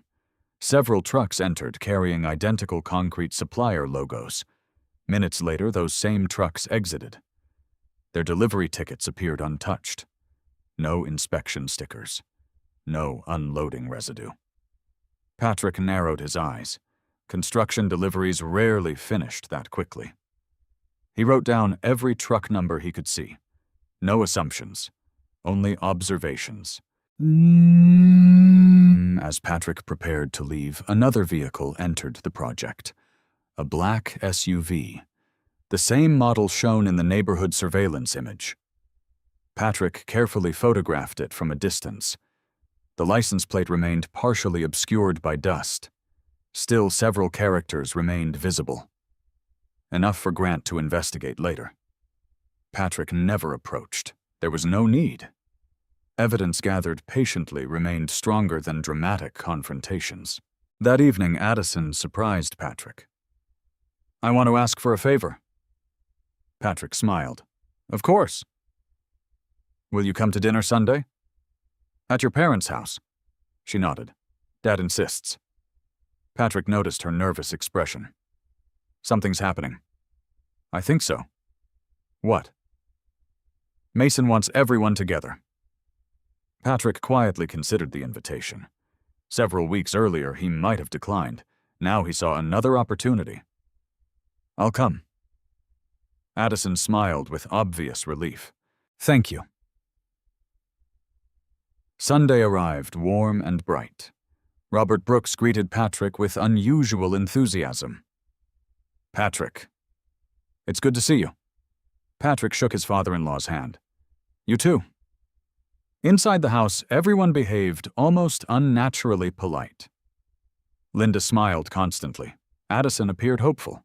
Even Mason acted unusually friendly. Patrick noticed immediately. People rarely changed overnight. During dinner, Mason raised a glass. "I've been doing some thinking." Everyone looked toward him. "I haven't always appreciated family." Linda smiled proudly. Robert nodded.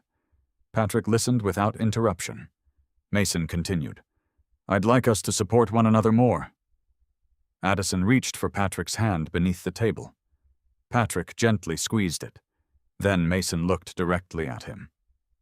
"Patrick, I owe you an apology." The room became silent. Patrick answered calmly. "For what?" "I pushed too hard about those engineering papers." Patrick nodded once. "Thank you. I understand why you refused." Patrick noticed something unusual. Mason's apology sounded practiced, carefully rehearsed, not entirely natural. Still, he accepted it politely. "I appreciate you saying that." Dinner continued pleasantly. Stories, laughter, childhood memories. Anyone watching would assume the family had completely healed. Patrick quietly observed instead of celebrating. Too many questions remained unanswered. As coffee was served, Robert unexpectedly stood. "I have something important." Everyone looked toward him. Robert smiled. "I've decided it's time to discuss the future." Patrick remained silent. Robert continued. "Our neighborhood is changing." Several family members exchanged glances. "I've been approached regarding redevelopment." Patrick noticed Mason avoiding eye contact. "Interesting." Robert continued speaking. "They're offering substantial money." Linda looked surprised. "I didn't know that." "I wanted to wait." Robert folded his hands. "They're encouraging neighboring homeowners to sell together." Patrick listened carefully, exactly as Grant had predicted. Robert smiled toward Patrick. "You understand these things better than I do." Patrick answered honestly. "I understand construction." Robert nodded. "They told me one remaining property is preventing the entire redevelopment." Patrick said nothing. Robert continued. "They wouldn't tell me who owns it." Patrick kept his expression completely neutral. Inside, however, another piece settled into place. Developers were already approaching nearby homeowners, which meant public acquisition efforts had progressed much farther than expected. After dinner, Mason asked Patrick to walk outside. The two men stood near the backyard fence while children played nearby. For several moments, neither spoke. Finally, Mason sighed. "I really was trying to make peace." Patrick looked at him. "I believe you wanted peace." Mason seemed surprised. "But," Patrick answered carefully, "I also think something is worrying you." Mason looked away towards the trees. "You ever feel trapped?" Patrick remained quiet. "I've made decisions." Mason rubbed the back of his neck. "Some good, some terrible." Patrick noticed genuine exhaustion in his face. Not arrogance, not anger. Fear, real fear. Before Patrick could respond, Mason's phone rang. He glanced at the screen. His face immediately changed. The color drained from it. Without answering, he quickly silenced the call. "You should take it," Patrick said quietly. Mason shook his head. "No. It can wait." But 30 seconds later, the phone rang again, and again. Then a fourth time. Patrick watched silently. Whoever was calling clearly expected an immediate answer. Finally, Mason whispered almost to himself, "They're losing patience." Patrick heard every word. He did not ask who they were, because for the first time he believed Mason might not be the person truly controlling everything. Patrick drove home from Robert's house without speaking. Addison sat quietly beside him. Neither turned on the radio. The silence felt different from the uncomfortable quiet they had shared during the previous weeks. This silence carried questions. Finally, Addison spoke. "Did something happen outside with Mason?" Patrick kept his eyes on the road. "We talked." "What about—" "He said he felt trapped." Addison slowly turned toward him. Those were his exact words. Patrick nodded. "Yes." She looked out the passenger window. "I've never heard him admit anything like that." Patrick remained thoughtful. Neither had he.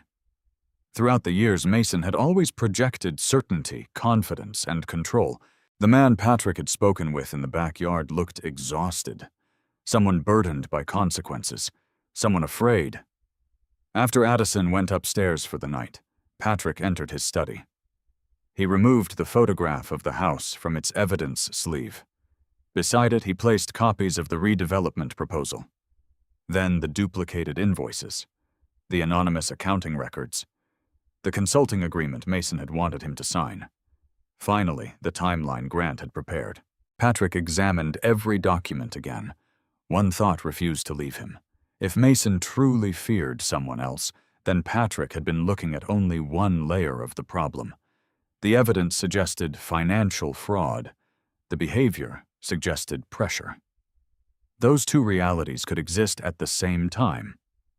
Patrick wrote one sentence inside his investigation notebook: "Differentiate responsibility from control." He underlined it once, not twice. Facts required precision. Early Monday morning, Grant called. "I checked the partial license plate." Patrick waited. "The vehicle is registered to Harbor Strategic Advisors." Patrick was unsurprised. "The redevelopment consulting company." "Exactly," Grant continued. "More interestingly, that SUV has appeared near 3 separate Brooks Elite construction sites during the past 6 months. Patrick leaned back. "Consultants usually don't monitor construction every week." "No?" "They don't." Grant paused. "I think Harbor Strategic Advisors exercises more influence than its public role suggests." Patrick quietly documented the information. Another verified connection. Nothing more. Nothing less. At 10 o'clock, Patrick attended a scheduled engineering review at City Hall. Several municipal engineers discussed bridge maintenance budgets. Everything proceeded routinely until a familiar face entered the conference room. Nathaniel Cross. Patrick recognized him immediately from the procurement documents. Cross appeared to be in his early 50s. Perfectly tailored charcoal suit, silver-framed glasses, measured movements. Nothing about him attracted unnecessary attention. He greeted city officials confidently before taking a seat near the opposite end of the conference table. Patrick observed him without staring. Cross never acknowledged Patrick's presence. Perhaps he truly did not recognize him. Perhaps he simply pretended not to. Patrick made no attempt to find out. The meeting lasted nearly 2 hours. When it concluded, Patrick deliberately remained behind, reviewing engineering drawings. Most attendees gradually departed. Nathaniel Cross eventually approached. "Mr. Campbell." Patrick looked up. "Yes." Cross extended his hand. I've heard excellent things about your structural work. Patrick shook his hand politely. Thank you. I'm Nathaniel Cross. I know. Cross smiled pleasantly. We've never officially met. No? But I've seen your name. The slightest pause appeared, barely noticeable. Then Cross recovered immediately. I hope only in positive contexts, Patrick answered honestly. Mostly public records. Cross laughed softly. I suppose transparency is part of modern business. Patrick noticed every word. Modern business, not engineering, not redevelopment. Business. Cross glanced towards the conference room door to ensure they were alone. I understand you've become interested in redevelopment. Patrick chose his response carefully. I've read public filings. They're fascinating. Patrick neither agreed nor disagreed. Cross continued. Our region is changing. It is. Progress creates opportunities. Patrick looked directly at him. It also creates responsibilities. Cross smiled again. I appreciate professionals who think that way. He handed Patrick a business card. If you ever wish to discuss future projects... Patrick accepted the card. I'll remember that. Cross nodded once before walking away. Patrick waited until the hallway emptied completely. Then he photographed both sides of the card. Only afterward did he place it into an evidence sleeve. Grant would want fingerprints before anyone else handled it. Victoria met Patrick that afternoon. He described every detail of the encounter, especially the conversation. Victoria listened carefully. He approached you? Yes. He initiated discussion about redevelopment. Correct. She smiled slightly. Good. Patrick raised an eyebrow. Why? Because you never asked him for anything. Patrick understood. Cross had voluntarily acknowledged Patrick's growing interest. Another documented fact. Another small piece. Grant arrived carrying several folders. I've learned something about Harbor Strategic Advisors. Patrick looked up. They've consulted on 6 redevelopment projects. And? Grant opened the first file. 5 resulted in state investigations. Victoria immediately looked interested. For what? Grant turned several pages. Bid irregularities. Inflated infrastructure costs. Land valuation disputes. Patrick slowly absorbed the information. Were charges filed? Not against Harbor. Only subcontractors. Patrick considered the pattern. A consulting company repeatedly appearing near controversial projects while avoiding direct liability. Interesting, very interesting. Grant unfolded another chart. This concerned Cedar Ridge. Patrick recognized the project immediately. The truck numbers you documented, Grant nodded. We traced every delivery. Patrick leaned closer. Several trucks entered the site. But they never unloaded. Patrick frowned. GPS data confirms it. Victoria looked surprised. Then why enter the project? Grant answered calmly. To generate delivery records? Patrick immediately understood. Invoices, material allocations, repeated billing. The trucks created paperwork without transferring concrete. If verified, the implications extended far beyond accounting mistakes. Patrick quietly added another note. Physical evidence now supports financial documents. That evening, Patrick returned to the neighborhood just before sunset. Instead of entering his driveway, he continued around the block. Twice, then a third time. He wasn't searching for danger. He was searching for patterns. On the third circuit, he noticed the Black Harbor Strategic Advisors SUV parked near a vacant property less than 2 streets away. The engine remained running. 2 occupants sat inside. Neither appeared interested in the vacant house. Their attention remained directed toward the neighborhood entrance. Patrick continued driving naturally. He never slowed, never stared, never acknowledged them. After parking inside his garage, he entered the house through the interior door. Only then did he quietly notify Grant. Less than 20 minutes later, Grant called back. "My team observed the SUV leaving." Patrick listened. It never stopped at the vacant property. Where did it go? Straight to Harbor Strategic Advisors. Patrick looked toward the study window. "So they weren't inspecting real estate?" Grant's voice remained calm. "No. They were watching access."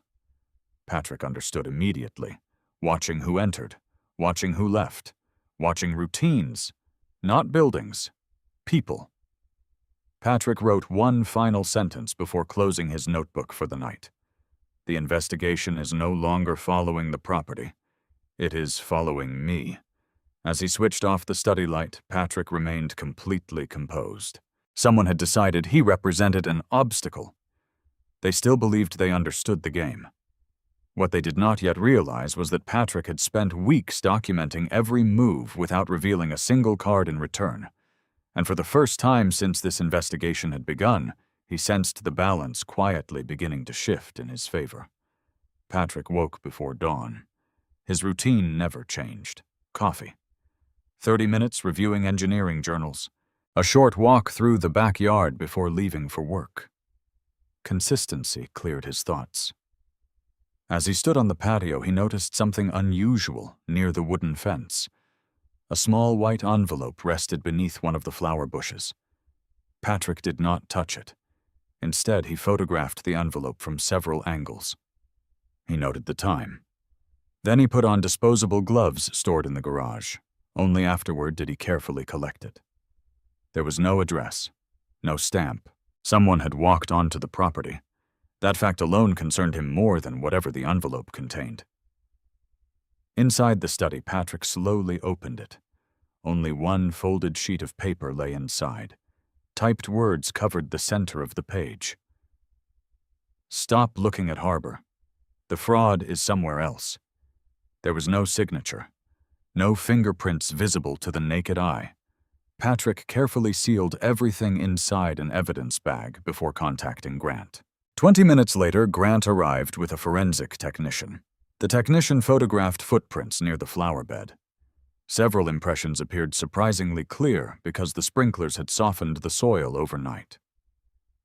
Grant examined the envelope. "This is different." Patrick nodded. "They came onto the property." "They're becoming confident," Patrick quietly corrected him. "Or desperate." Grant smiled slightly. "Good point." The forensic technician finished collecting impressions. Before leaving, she quietly spoke to Grant. Grant turned toward Patrick. "The shoe prints are expensive Italian dress shoes." Patrick considered the information. "Not work boots." "No. Not someone climbing fences for a living." Patrick looked toward the backyard gate. Interesting. Someone wearing business shoes had walked into his yard before sunrise, simply to leave a warning. That suggested confidence, or authority. Later that morning, Grant called from his office. The envelope contained a partial fingerprint. Patrick waited. Not enough for identification. But it matches the partial print lifted from the consulting agreement Mason gave you. Patrick remained silent. The same unidentified individual had handled both documents. That did not identify the person. It did establish continuity. The warnings in the consulting agreement likely originated from the same source. Another connection, another verified fact. At noon, Patrick received an unexpected invitation. Nathaniel Cross requested lunch. Patrick forwarded the email directly to Victoria and Grant. Within minutes, Victoria responded. "Accept." Grant agreed. "Meet in a public place. Record everything you legally can." Patrick confirmed the meeting. The restaurant overlooked the city's waterfront. Busy enough for privacy, quiet enough for conversation. Nathaniel Cross arrived exactly on time. He smiled warmly. "Mr. Campbell." "Mr. Cross." After ordering lunch, Cross spoke casually about architecture, engineering, and city growth. Patrick answered politely while revealing almost nothing. Eventually, Cross leaned forward. "I admire people who think long-term." Patrick simply listened.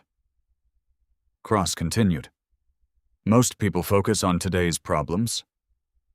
Very few understand tomorrow's opportunities." Patrick stirred his coffee. "Opportunities usually require preparation." Cross smiled. "Exactly."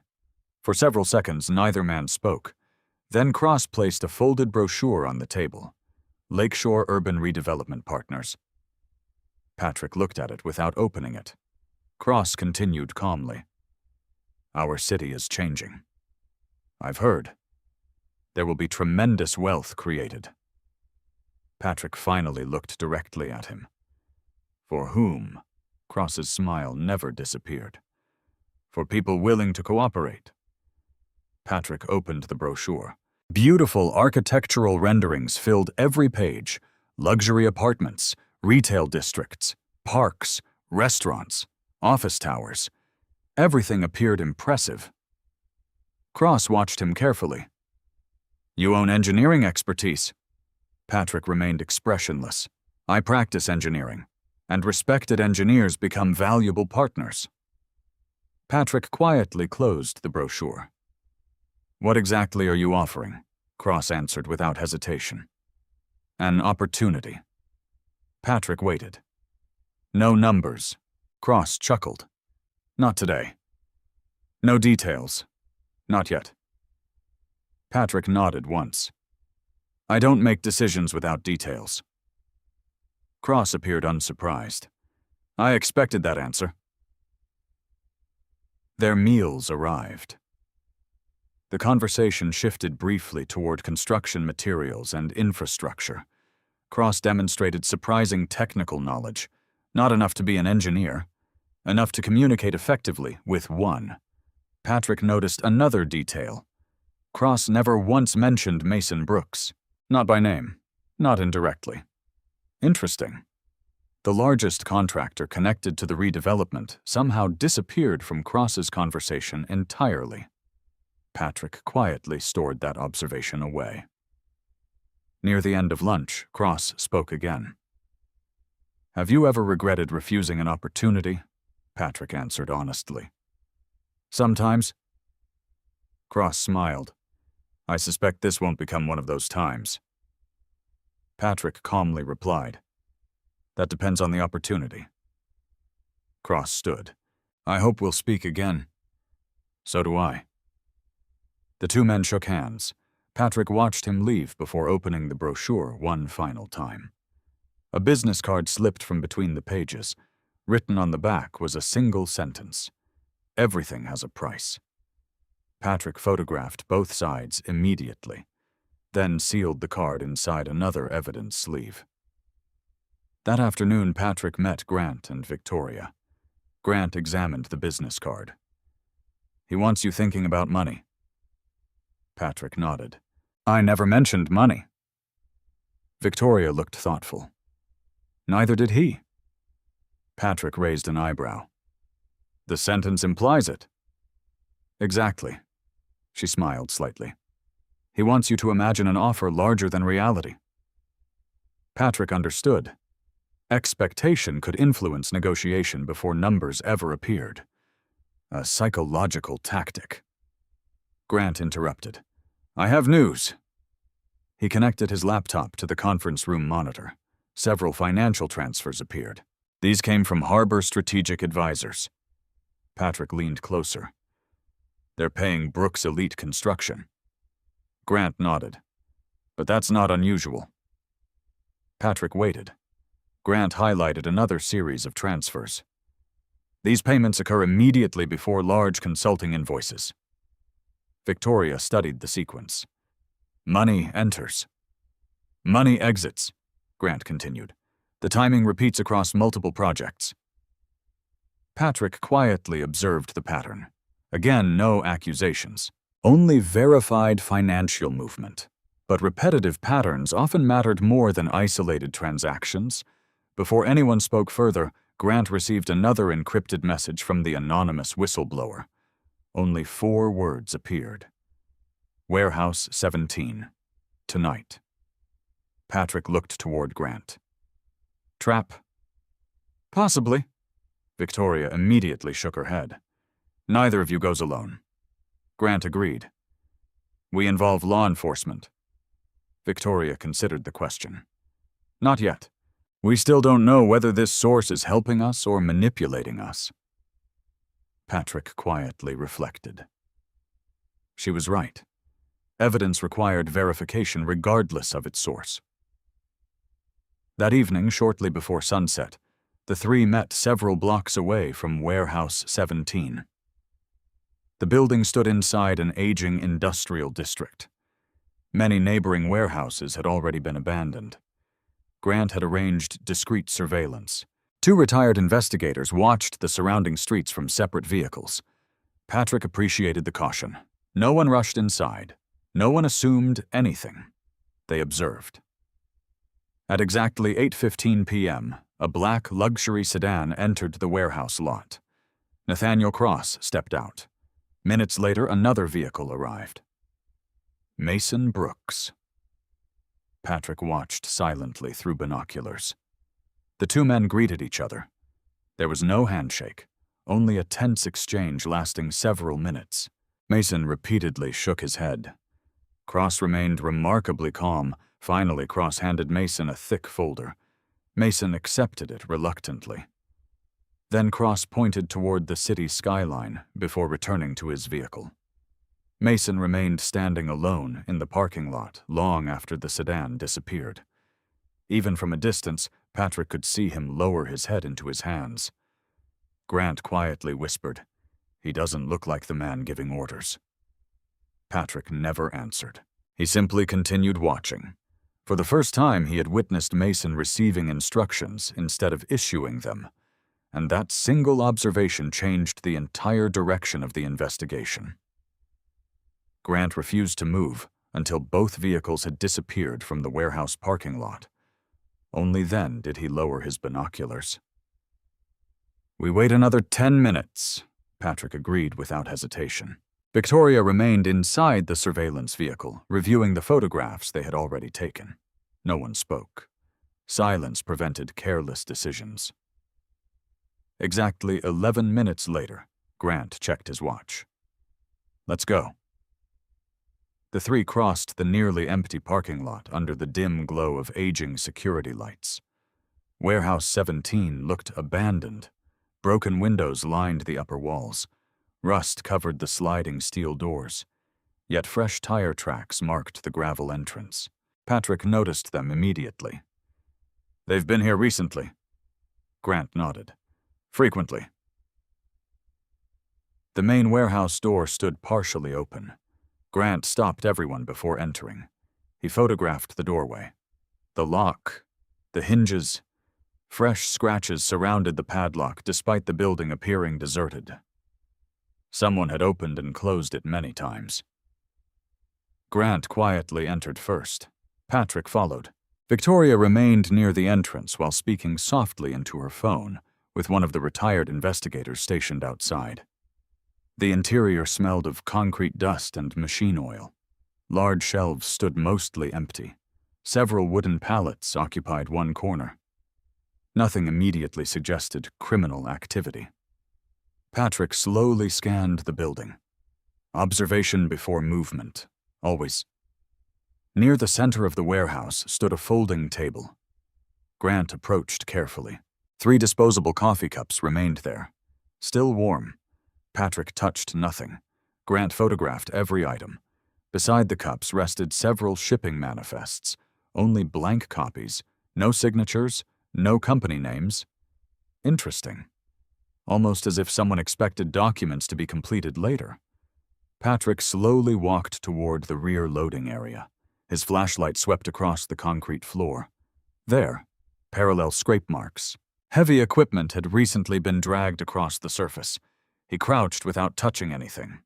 The marks led directly toward a closed storage room. Grant joined him. "You see them?" Patrick nodded. "They're recent. Grant examined the dust.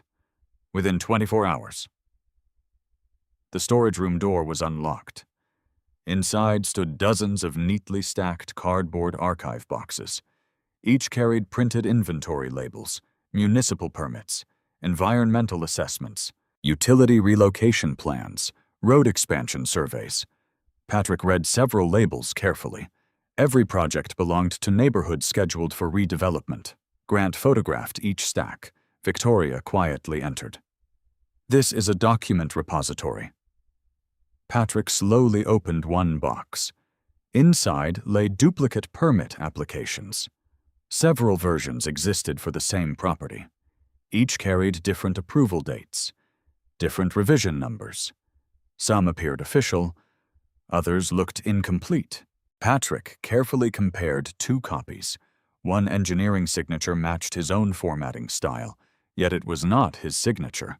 His expression never changed, but his thoughts became sharper. Someone had studied how engineers documented approvals. Grant immediately noticed Patrick's reaction. "What is it?" Patrick handed him both pages. "The spacing." Grant looked confused. Patrick pointed quietly. "I always initial revisions beside the stamp. This copy places initials underneath." Victoria examined both documents. "So it's forged," Patrick answered carefully. "I can only say I did not sign this version." Facts. Nothing beyond them. Grant photographed every page before returning them exactly where they had been found. No evidence would be disturbed unnecessarily. As Patrick closed the archive box, something small slid onto the floor. A metallic access card. Plain gray. No company logo. Only one printed number. A117. Grant picked it up with evidence tweezers. "No fingerprints visible." Patrick looked around the warehouse again. "If this opens something nearby," Grant finished the thought, "then whoever dropped it may not know it's missing." Before they could investigate further, Victoria raised her hand. "Listen." The faint sound of an engine echoed outside. All three immediately switched off their flashlights. Headlights slowly illuminated the warehouse entrance. "Another vehicle," Grant whispered. "Back room." They moved silently behind stacks of storage boxes. The vehicle stopped outside. Doors opened. Footsteps entered the warehouse. Patrick counted silently. 1, 2, 3 individuals. The voices remained too quiet to identify. One flashlight beam crossed the empty floor. Another swept across the folding table. A man's voice finally spoke. "The meeting's over." Another answered. "I know." "The boxes? They stay." Patrick recognized neither voice. Both sounded calm, professional, businesslike, not nervous. The first man walked closer to the storage room. Patrick remained perfectly still. Only a stack of archive boxes separated them. The flashlight beam briefly crossed the doorway before moving away again. "Where's Mason?" "He already left." "And Cross?" "Gone." Several seconds passed. Then another sentence froze everyone behind the boxes. "What about Campbell?" Patrick neither moved nor reacted. The reply came immediately. "He still doesn't understand." Patrick quietly stored every word in memory. Not an assumption, a direct statement. The conversation continued. Did he accept? No. He asked too many questions. A brief pause followed. Then the first man laughed softly. "He'll sell eventually." Patrick remained expressionless. Only his thoughts shifted. Sell. They believed he owned the property personally. The Campbell Property Trust remained hidden. That misunderstanding might become valuable. The footsteps gradually moved toward the loading dock. A vehicle door slammed. Another. Moments later, the engine faded into the distance. Grant waited another full 5 minutes before speaking. "They're gone." Victoria exhaled quietly. "I recorded everything." Patrick looked toward her. Audio. She nodded. Every clear sentence. Grant smiled. Excellent. They returned to the folding table. Grant examined fresh footprints left by the visitors. 3 different shoe patterns. One matched the expensive Italian sole photographed earlier at Patrick's backyard. The second resembled heavy work boots. The third appeared almost new. Athletic shoes. Grant documented each carefully. Patrick noticed another detail. One coffee cup had disappeared. The visitors removed it before leaving. Interesting. Someone remained conscious of forensic evidence. Professional caution. The access card still rested inside its evidence bag. Grant studied the printed number. A117. Patrick looked toward the rear wall. Rows of electrical cabinets lined the building. Each displayed similar numbering. A101, A102, A103. Grant followed Patrick's gaze. You think? Patrick nodded once. Worth checking. They approached carefully. Most cabinets contained electrical breakers, storage compartments, maintenance tools. Then they found cabinet A117.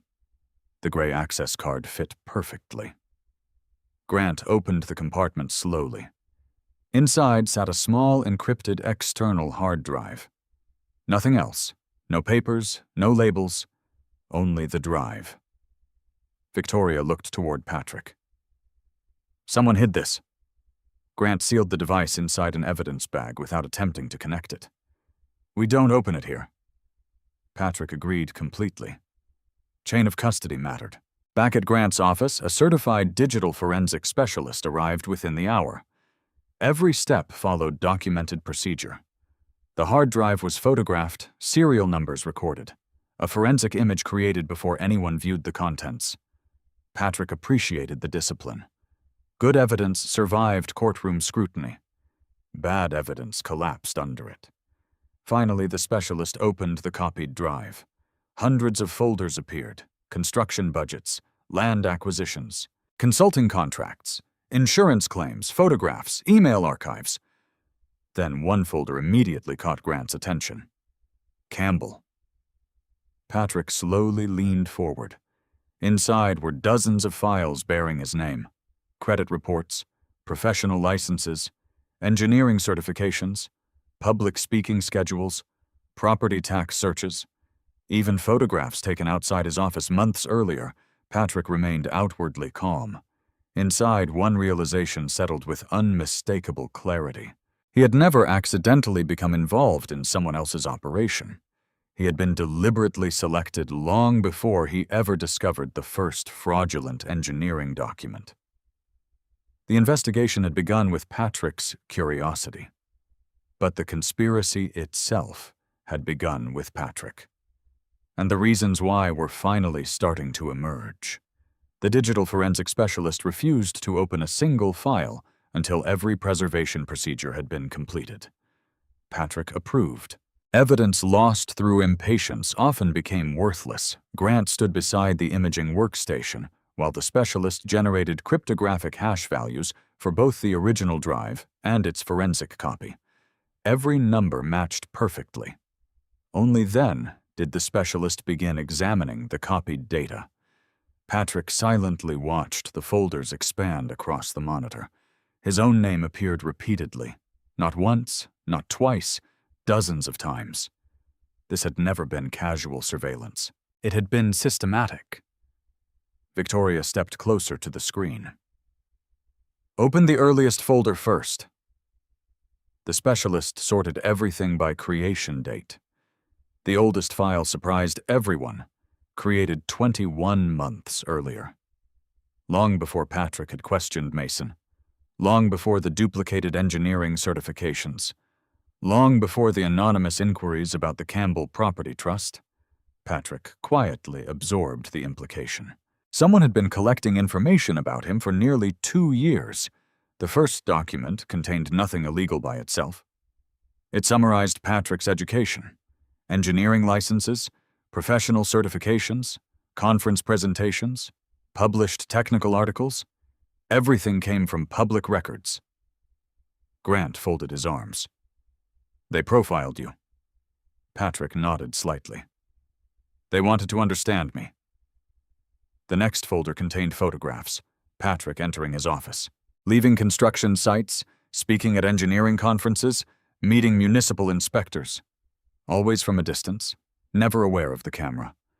The timestamps stretched across 18 months. Whoever ordered the surveillance possessed remarkable patience. Another folder appeared. Behavioral Assessment. Victoria frowned. I don't like the title. Neither did Patrick. The specialist opened the report. Each page analyzed Patrick's professional habits. Rarely compromises technical standards, avoids unnecessary conflict, highly respected among municipal reviewers, low financial risk, consistent daily schedule, minimal public controversy. Grant slowly shook his head. This wasn't ordinary background research. Patrick continued reading. Likelihood of accepting unethical proposal. Estimated probability, extremely low. Patrick remained expressionless. Inside, however, one thought became impossible to ignore. Someone had evaluated him before deciding how to approach him. The final page contained one sentence highlighted in yellow. Potential leverage should focus on family relationships rather than financial incentives. Victoria looked toward Patrick. They studied you, Patrick answered quietly. They reached the correct conclusion. Money had never motivated him, family had. Someone understood that. Grant requested another folder, Operational Planning. The specialist opened it. Several strategy memoranda appeared. Most remained heavily encrypted. One document, however, had been left unprotected. Its title read Phase 1 Contact Strategy. Patrick carefully read every line. Objective secure cooperation from licensed engineer Patrick Campbell. Preferred intermediary Mason Brooks. Secondary influence family pressure. Financial offer deferred until relationship established. Patrick looked toward Victoria. Mason wasn't the architect. No, he was the intermediary. Grant nodded. Exactly. Another document listed possible scenarios. Scenario A. Patrick signs voluntarily. Scenario B. Patrick declines but remains uninvolved. Scenario C. Patrick investigates. Scenario D. Patrick reports concerns. Beside each scenario appeared recommended responses. Patrick noticed something disturbing. Scenario C contained far more detail than every other possibility, as though someone had expected him to investigate from the beginning. Interesting. Very interesting. Grant quietly spoke. They anticipated your personality. Patrick looked back at the behavioral assessment. They certainly had. His thoughts remained calm. If an opponent correctly predicts your strengths, those strengths become expected. Unexpected behavior then becomes even more valuable. He wrote one sentence in his notebook. Predictability creates vulnerability. The forensic specialist interrupted. I found another folder. Title Property Strategy. Patrick immediately recognized neighborhood maps. Every parcel surrounding Robert Brooks's home appeared highlighted. Colored notes identified ownership structures, individual owners, joint ownership, corporate ownership. Then Patrick saw the Campbell property.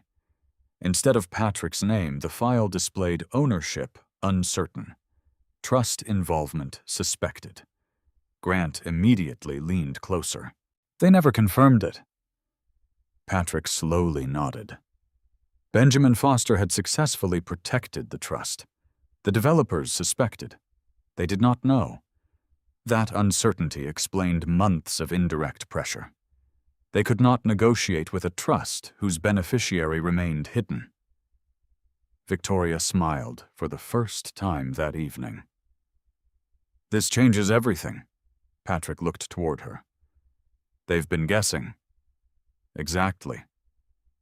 They're operating without certainty. Grant added another observation. If they truly knew the trust structure, they would have approached Benjamin. Patrick completed the thought. They never did. The trust remained invisible, an advantage Patrick intended to preserve. The specialist continued searching. An audio recording appeared. No title, only a date. Grant played it. A man's voice immediately filled the conference room. "Campbell won't bend." Another voice answered. "Then apply pressure through Brooks." Patrick recognized neither speaker. The recording continued. "His wife trusts her family. Use that." Patrick's expression remained calm. Victoria quietly paused the playback. "Enough." She looked toward Patrick. "This recording alone explains years of manipulation." Patrick answered carefully. "It explains intent, not identity." Victoria smiled faintly. "Fair correction. Facts first, always." Grant requested voice enhancement. The forensic specialist isolated background sounds, forklifts, metal doors, a train horn. Patrick listened carefully. Then another sound caught his attention. Church bells, 3 distinct tones. He closed his eyes. His thoughts searched through dozens of construction sites he had visited over the years. Finally, he opened them. "I've heard those bells." Grant immediately looked interested. "Where? I'm not certain. But near an industrial district." Victoria nodded. "That's enough to investigate." Patrick refused to exaggerate confidence. "I may be wrong," Grant answered. "Then we'll verify." Exactly the correct approach. Near midnight, everyone prepared to leave. Before shutting down the forensic workstation, the specialist called them back. "I nearly missed this." A hidden directory appeared. Access logs. Hundreds of entries recorded who had opened various project files. Most usernames meant nothing. One immediately stood out. M. Brooks. Another, N. Then a third. Administrator. No personal name. Only administrator. Patrick quietly observed the timestamps. Mason accessed documents regularly. Nathaniel Cross accessed strategic planning. Administrator accessed everything. Grant noticed the pattern immediately. The real authority. Victoria nodded. The person with unrestricted access. Patrick studied the login history. Administrator rarely appeared during normal business hours. Most activity occurred between 1 and 4 o'clock in the morning. Someone preferred working unseen. Interesting. As Patrick drove home, the city streets remained almost empty. His thoughts organized themselves carefully. Mason had recruited him. Nathaniel Cross had negotiated with him. Neither appeared to control the operation. Instead, every document pointed toward someone still hidden, administrator, unknown, unidentified, possessing unrestricted authority. The realization did not discourage Patrick. It clarified the investigation. The visible figures had never represented the entire structure. They represented only the layer intentionally exposed. When he arrived home, he found Benjamin Foster waiting quietly inside the living room. Patrick had not expected him. Benjamin stood as Patrick entered. "I apologize for the hour." Patrick set his briefcase down.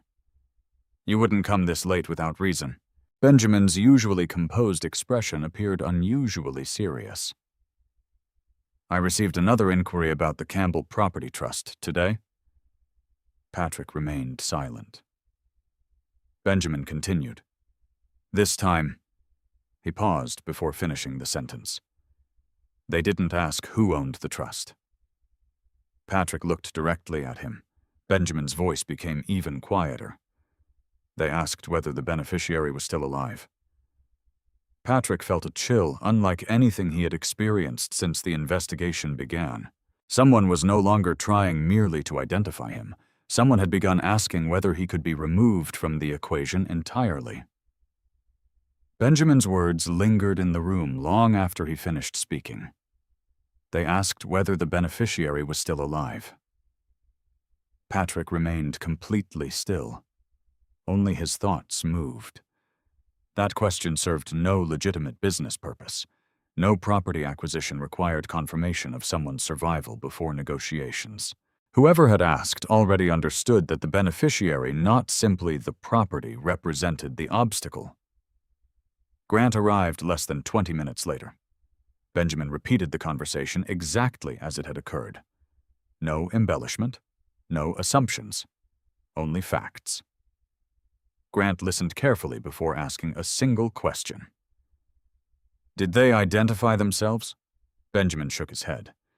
They claimed to represent an estate planning firm. Did they provide a company name? Yes. Grant immediately searched the firm's registration. 30 seconds later, he looked up. It doesn't exist.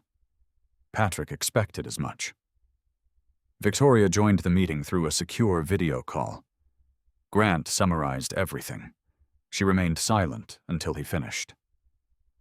From this point forward, she said calmly, we assume Patrick is no longer merely being observed. Grant nodded. We increase physical security. Victoria agreed. And we document every contact. Patrick listened. Both recommendations were reasonable. Neither altered his daily routine. He had no intention of allowing fear to dictate his behavior.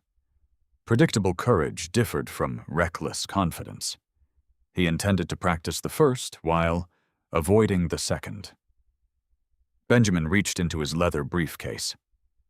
I brought something. He removed a sealed envelope bearing the Campbell Property Trust crest. I never intended to show you this until much later. Patrick accepted it. The paper inside appeared decades old. It contained a handwritten letter from Patrick's late grandfather, Benjamin quietly explained. He instructed the trustees that if anyone ever attempted to acquire the property through intimidation rather than negotiation, this letter should be shown only to the beneficiary. Patrick carefully unfolded the page. The handwriting was unmistakably his grandfather's. If you are reading this, someone values this land more than they value honesty. Remember this above everything else. Land can be replaced. Integrity cannot. Never surrender either without understanding why someone wants them so badly. Patrick slowly folded the letter again. His grandfather had anticipated conflict. Perhaps not this exact conspiracy, but conflict nonetheless. The following morning, Patrick left for work at his usual time. Grant's investigators remained nearby without making themselves obvious. Patrick neither acknowledged nor searched for them. Routine itself remained part of the strategy. Halfway to the engineering office, Patrick noticed a silver sedan merging behind him. Nothing unusual. 3 intersections later, it remained there, still ordinary. After another 10 minutes, however, the sedan copied every lane change. Patrick made no sudden movements. Instead, he followed a route requiring several unnecessary turns before returning toward downtown. The sedan followed each one. Patrick quietly activated the secure hands-free line. Grant, I'm here. I may have surveillance. Grant's voice remained calm. Vehicle description? Patrick provided the license plate, color, make, model. Grant answered immediately. Continue driving normally. No confrontation. I wasn't planning one. 7 minutes later, Grant called again. The plate belongs to a rental company. Patrick was unsurprised. Occupied. 2 individuals. Our team has visual confirmation. Patrick continued driving. The sedan maintained its distance. Never aggressive. Never careless. Professional. Instead of driving directly to his office, Patrick entered the parking structure of a large public hospital. Hundreds of vehicles entered and exited each hour. Perfect for observation. He parked on the 4th level. The silver sedan entered less than 2 minutes later. It drove past his vehicle once, twice, then exited without stopping. Grant's investigators remained outside. They're leaving, Grant reported. They confirmed your location. Patrick quietly considered that sentence, not trying to approach him, only confirming movement, collecting routine. Again? At lunch, Patrick met Addison at a nearby cafe. She smiled as she sat across from him. "You've seemed distracted lately." Patrick looked at her kindly. "I've had a complicated project." She laughed softly. "Engineering, something like that." She reached across the table and squeezed his hand. "I'm proud of you." Patrick smiled. Those simple words reminded him exactly why he had refused every shortcut placed before him. Their conversation shifted toward ordinary subjects. Weekend plans, Robert's health, Linda's garden. For nearly 40 minutes, life resembled normality. Then Patrick noticed someone outside the cafe. Nathaniel Cross. He never entered. He simply walked past the front window. He looked toward Patrick for less than a second, then continued down the sidewalk. Patrick never reacted outwardly. Inside, however, his thoughts sharpened. Coincidence remained possible. Probability, however, continued shrinking. That afternoon, the forensic specialist contacted Grant with unexpected news. The deleted files. Grant immediately placed the call on speaker. "What about them?" "We recovered fragments." Patrick leaned forward. "Anything useful?" "Very." The specialist emailed several reconstructed documents. One file contained minutes from an internal planning meeting. Most names had been deleted. One paragraph remained intact. Engineering endorsement impossible without Campbell.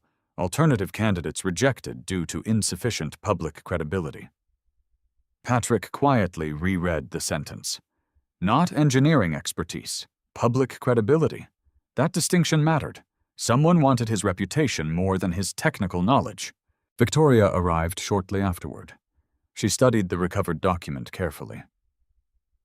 "This explains everything." Patrick looked toward her. "The consulting agreement. The financial offers. The family pressure. They were never trying to hire you." Patrick understood before she finished. "They wanted legitimacy." She nodded. "Your name. Your reputation. Your professional history." Grant added another observation. If Patrick approved anything, investors would trust it. Patrick slowly connected years of evidence, forged engineering signatures, unauthorized credit inquiries, behavioral assessments, attempts to involve him contractually. The pattern had always pointed in one direction. Someone intended to borrow credibility they had never earned. Before anyone spoke again, Benjamin's phone rang. He answered quietly, only listened. Then ended the call. His expression changed immediately. "What happened?" Patrick asked. Benjamin took a slow breath. "The Trust's archival vault." Patrick waited. "There was an attempted break-in early this morning." Grant stood instantly. "Anything taken?" Benjamin shook his head. "No." "The security system prevented entry." Patrick remained calm. "What exactly were they trying to access?" Benjamin answered without hesitation. "The original trust formation documents." The room became completely silent. Those documents contained the complete ownership structure, the beneficiaries, the trustees, every legal protection established decades earlier. Grant looked toward Patrick. "They're escalating." Patrick nodded once. Yes, they were. But in doing so, they had begun making mistakes. Professional organizations that relied on secrecy rarely attacked protected legal archives unless they were running out of alternatives. Pressure was changing sides. For the first time since this investigation had begun, Patrick sensed that whoever stood behind the title of administrator was no longer executing a carefully controlled strategy. They were reacting. And reaction often produced the very evidence that careful planning had successfully concealed. Every great challenge in life eventually reveals the same truth. Character is built not in moments of victory, but in moments of pressure. When people misunderstand you, underestimate you, or try to take what you have earned, your greatest strength is not anger, it is integrity. Patrick never rushed to accuse, never allowed emotion to replace evidence, and never sacrificed his principles for an easy solution. He understood that the truth does not need to shout. It only needs time, patience, and the courage of someone willing to stand by it. Life will always present people who promise shortcuts, quick success, or easy compromises. But real success is never measured by how much you gain overnight. It is measured by what you refuse to lose along the way: your honesty, your dignity, your reputation, and the trust of those who truly matter. Wealth can be rebuilt. A career can recover. Even failure can become a new beginning. But once integrity is surrendered, rebuilding it is far more difficult. If this story reminded you to stay strong, remain patient, and trust that truth will always outlast deception, then its message has already accomplished something meaningful. No matter what challenge you are facing today, never let someone else's dishonesty change the person you choose to be. If this story touched your heart, share your thoughts in the comments. We'd love to hear what lesson resonated with you the most. And if you enjoy inspiring stories about courage, justice, resilience, and the quiet power of integrity, don't forget to subscribe to the channel and turn on notifications so you won't miss our next story. Thank you for watching, and we'll see you in the next video.